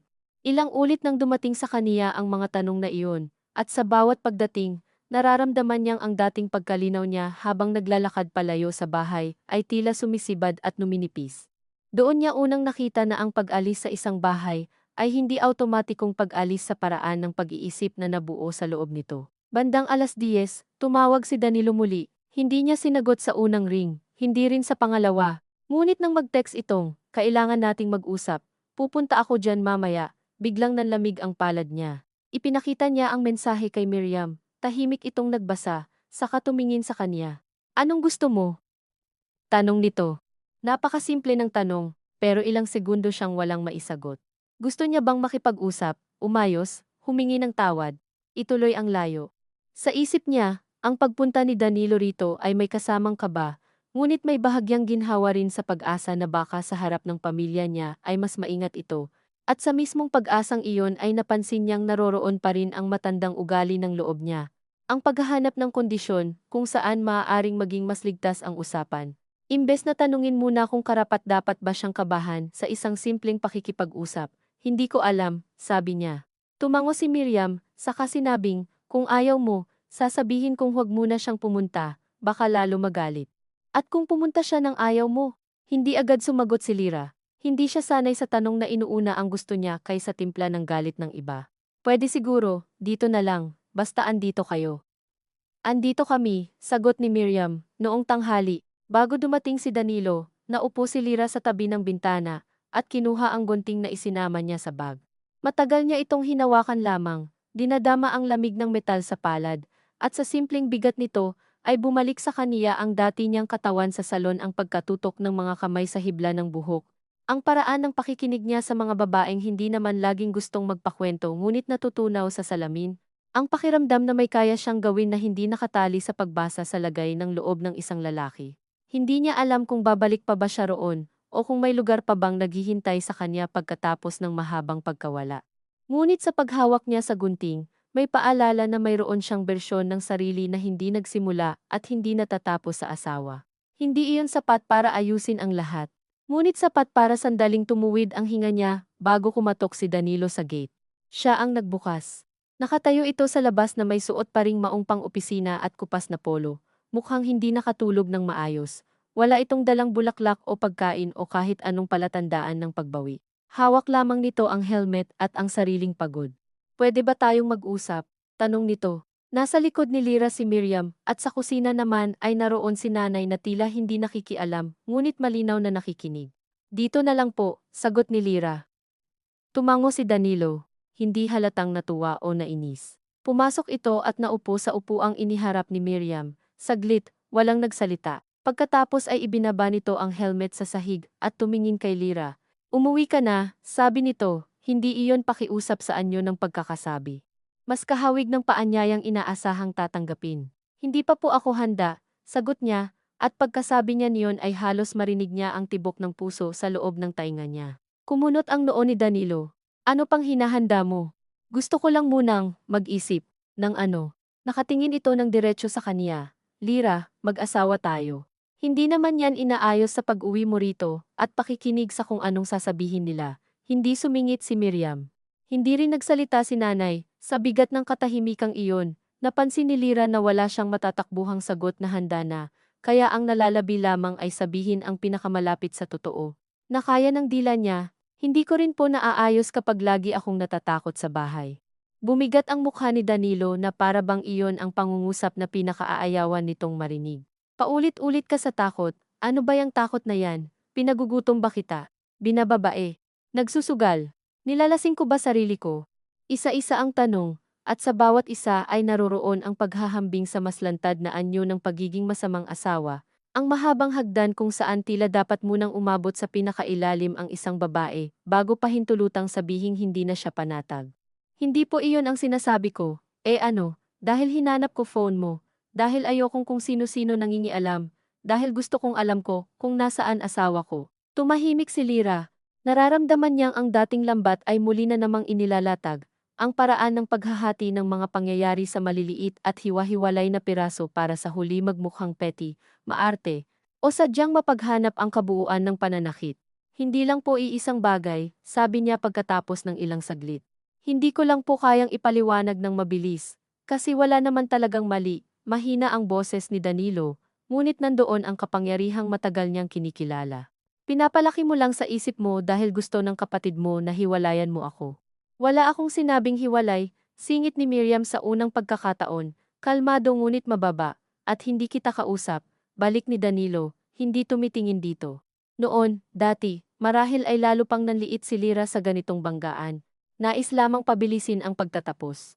Ngayon, naramdaman niyang ang mismong pag-iral ng kapatid niya sa silid ay may kakaibang epekto. Hindi siya biglang naging matapang, ngunit hindi na rin lubos na namamahay sa kaniya ang paniniwalang siya lamang ang tagapamagitan sa lahat ng tensyon. Ako po ang sasagot, sabi niya bago lumaki pa ang pagitan nila, napatingin si Danilo sa kaniya. Hindi ko po alam kung gusto niyo akong umuwi, dahil namimiss niyo ako, o dahil ayaw niyong may alam sila. Tahimik ang sala pagkatapos niyon. Maging si Miriam ay hindi gumalaw, si Danilo ang unang kumurap. Anong klaseng tanong yan? Totoo po naman. Ang boses niya ay hindi matigas, ngunit hindi na rin paurong. Tuwing may nakakaalam, doon kayo lalong nagagalit, kasi pinapahiya mo ako. Hindi ko naman po sinasadya na mapahiya kayo, pero nangyayari, dahil may nakikita sila. Pagkasabi niya nito, parang may nahulog na maliit ngunit mabigat na bagay sa gitna nilang tatlo. Hindi siya sigurado kung iyon na ba ang pinakauna niyang tuwirang pagsasabi, o isang pangungusap lamang na hahabulin pa rin niya sa susunod na mga araw, ngunit alam niyang hindi na iyon ganap na maibabalik. Tumayo si Danilo, hindi marahas, ngunit bigla. So ano na ako ngayon, masamang tao? Naramdaman ni Lira ang dating kilabot sa gulugod, ngunit kasabay nito, may kakaibang lumbay para sa sarili niyang matagal ng pag-ikot sa tanong na iyan. Na para bang kapag hindi niya lubos na matawag ang isang tao sa iisang masamang pangalan, wala na siyang karapatang maramdaman ang unti-unting pagkasakal. Hindi ko po alam kung ano kayong tawagin, sabi niya, halos katulad ng dati, ngunit iba ang pakiramdam ngayon. Alam ko lang po na hindi na ako maayos. Hindi sumagot si Danilo agad. Huminga ito ng mabigat at tumingin sa sahig, saka sa kanya muli. Sa ilang segundo, nakita ni Lira ang pagod sa mukha nito, na hindi rin huwad ang anyo ng isang lalaking hindi marunong umibig ng hindi ginagawang sukatan ng pag-aari ang lapit. Marahil, o ng isang taong sa sariling isip ay nag-aalaga lamang at hindi maunawaan kung kailan naging kulungan ang paraan niya ng pagmamahal, naawa pa rin siya roon, hindi niya iyon maikakaila. Ngunit sa unang pagkakataon, ang awa ay hindi automatikong nag-utos sa kaniya na itanggi ang sarili. Kung hindi ka na maayos, sabi ni Danilo sa wakas, mas mababa na ang boses, di sabihin mo kung anong gusto mo. Muli, ang tanong, gusto niya bang bumalik? Gusto niya bang tuluyang umalis? Gusto niya bang humingi ng panahon? Napakahirap pa ring hulihin ang malinaw na sagot, dahil ang totoo'y hindi pa niya alam ang buong hugis ng susunod na mga buwan. Ngunit may isang bagay siyang alam. Ayoko pong bumalik ngayon, sabi niya, hindi perpekto ang pangungusap. Wala pa rito ang lahat ng dapat marahil sabihin. Ngunit sapat. Kita niya ang pagkipot ng mata ni Danilo, ang mabilis na pagtigas ng panga, ang halos pag-abot ng kamay nito sa likod ng ulo na para bang pipigilan ang sarili. Dahil sa kanila, tanong nito, dahil sa akin. Hindi man ganoon kalakas, narinig niya ang sariling boses na tila may bago ng himig, hindi ng katatagan kundi ng bahagyang pag-uwi sa sariling loob. Matagal siyang tinitigan ni Danilo, saka ito yumuko at kinuha ang helmet sa sahig. Fine, sabi nito sa Ingles. Pagod na pagod ang tunog, mag-isip ka. Pagkatapos ay humarap kay Miriam at kay nanay, hindi upang humingi ng tawad o magbigay pugay, kundi sa paraang tila ikinukulong ang mukha sa isang anyong hindi papayag magmukhang talunan. Pero huwag niyo akong gawin na parang halimaw. Hindi ako ganon. Wala ni isa sa kanila ang sumagot, hindi dahil sang-ayon sila, kundi dahil sa puntong iyon, marahil lahat sila'y alam ng hindi iyon pangungusap na mapapakinabangan ng pagtatalo. Lumabas si Danilo nang hindi na lumilingon. Narinig ni Lira ang pagpaandar ng motor, ang maikling ungol ng makina, at ang dahan-dahang paglayo ng tunog sa kalsada. Nang tuluyang mawala iyon, saka lamang niya napansing nang hihina ang tuhod niya. Naupo siya sa silya at napahawak sa gilid ng mesa. Ilang segundo siyang nakayuko bago marahang inilapat ni Miriam ang isang baso ng tubig sa harap niya. Hindi mo kailangang magdesisyon ng buo ngayon, sabi nito. Tumango si Lira, ngunit sa totoo lang, pagod na pagod siya sa salitang desisyon. Minsan, parang mas simple at mas mahirap ng sabay ang ginawa niya nitong mga nakaraang araw, umalis, hindi bumalik agad, at hayaan munang may puwang sa gitna kung saan hindi pa kailangang pagtibayin ng malalaking pangalan ang lahat. Sa sumunod na linggo, nanatili siya sa bahay ng nanay niya, walang himala sa mga araw na iyon, hindi rin tuwid ang paggaan ng loob. May mga umagang magaan ang dibdib niya dahil nakakagawa siya ng kape nang walang naghahanap sa kanya. May mga hapon namang bigla siyang bumibigat sa simpleng pagdating ng mensahe ni Danilo, kumain ka na ba, o may kailangan ka bang kunin sa bahay, o tahimik dito. Wala nang sisigaw sa mga salitang iyon, ngunit dala-dala pa rin nila ang lumang lakas ng hatak. Minsan, gusto niya itong sagutin ng mahaba, ipaliwanag na hindi siya umalis para saktan ito, kundi para marinig ang sarili. Minsan naman, gusto niyang ibalik ang dating gawi, at sabihing uuwi na siya, para matapos na ang tensyong nakabitin sa hangin. Sa bawat pagnanasang iyon, napapansin niyang hindi pa rin linear ang paglayo mula sa isang relasyong matagal mong inangkop sa iyong katawan. Ngunit kasabay nito, may maliliit na bagay ring unti-unting nabubuo. Isang Sabado, pinayagan siya ni Tita Cora na maupo sa sulok ng salon at gupitan si Aling Nenet ng libre muna, pang-unat ng kamay. Habang maingat niyang binabasa ang buhok ng matanda at inaayos ang gunting sa pagitan ng mga daliri, may kakaibang panginginig sa simula. Hindi lang dahil sa matagal na paghinto kundi dahil para iyong pagbabalik sa isang bersyon ng sarili na matagal nang hindi siya sigurado kung may karapatan pa siyang gamitin. Ay naku, andyan pa rin, sabi ni Tita Cora habang pinagmamasdan ang bagsak ng buhok sa sahig. Hindi nawawala yan. Hindi agad sumagot si Lira. Ayaw niyang gawing simbolo ang simpleng paggupit. Ngunit nang makita niya sa salamin ang sarili niyang nakatutok sa gawain, may bahagyang kirot at bahagyang ginhawa sa pag-alam na may mga galaw sa katawan na hindi ganap na nabubura kahit matagal mong itigil. Sa bahay, mas madalas na rin siyang tumulong sa gastusin kahit kaunti mula sa mga simpleng gupit ng kapitbahay na kumalat ang balita dahil kay Aling Nenet. Hindi iyon sapat para sabihing nakatayo na siya muli. Ngunit sapat para mapansin niyang, ang pakiramdam ng silbi ay may ibang lasa kapag hindi ito galing sa pagiging maingat sa loob ng takot. Minsan, tuwing gabi, lumalabas siya sa tapat ng bahay ni nanay at nakikinig sa mga ordinaryong tunog ng kalsada tricycle, tawanan, radyo ng kapitbahay, tahol ng aso at sa mga tunog na iyon ay marahan niyang tinuturuan muli ang katawan niyang huminga ng hindi laging naghihintay ng yabag. May mga araw ding dumarating ang pangungulila, hindi niya ito itinatanggi. Namimiss niya ang ilang bersyon ni Danilo, ang lalaking marunong magdala ng tamang prutas kapag masama ang pakiramdam niya, ang marahang paghaplos nito sa likod niya, tuwing hirap siyang makatulog sa unang mga taon, ang paraan nitong matandaan kung gaano niya kapait gusto ang kape. Ang pag-alis ay hindi basta pagbubura ng lambing. Iyon marahil ang dahilan kung bakit may hapdi pa rin kahit may ginhawa. Ngunit tuwing iniisip niyang baka maaari pa ring bumalik kung mag-iingat lang siya sa salita, kasunod agad noon ang alaala ng pinto, ng phone na kinukuha, ng sariling boses na unti-unting lumiit, ng pag-urong ng katawan niya sa harap ni Miriam. At sa pagitan ng dalawang uri ng alaala, natututo siyang huwag gawing kasinungalingan ang alinman. Isang hapon, makalipas ang ilang linggo, dumaan si Danilo sa salon, hindi siya gumawa ng eksena. Tumayo lang ito sa labas, naghihintay habang tinatapos ni Lira ang paggupit sa isang batang babae. Nang lumabas siya pagkaraan, may dala itong maliit na supot ng lansones. Halos mapangiti siya sa lungkot ng pamilyar na prutas. Para sa'yo, sabi nito. Tinanggap niya ang supot, Hindi dahil iyon ang sagot kundi dahil hindi niya alam kung paano tumanggi sa isang bagay na dati ng wika ng lambing sa pagitan nila. Salamat, matagal silang tahimik sa tapat ng salon. Hindi pa rin ba? Tanong ni Danilo sa wakas. Hindi ko pa alam ang lahat, sabi ni Lira, pero alam kong hindi pwedeng bumalik lang na parang walang nangyari. Tumango ito ng mabagal, tila mas matanda sa ilang linggong hindi nila pinagsaluhan. Inaayos ko naman sa isip ko, sabi nito. Hindi ko alam kung bakit ganon ako minsan. Sa totoo lang, may bahagi sa kaniya ang gustong hawakan ang pangungusap na iyon at gawing simula ng kung anong maayos. Ngunit natutuhan na niya kahit kaunti na ang pagnanais ng pag-aayos ay hindi sapat na kapalit ng panatag na katawan.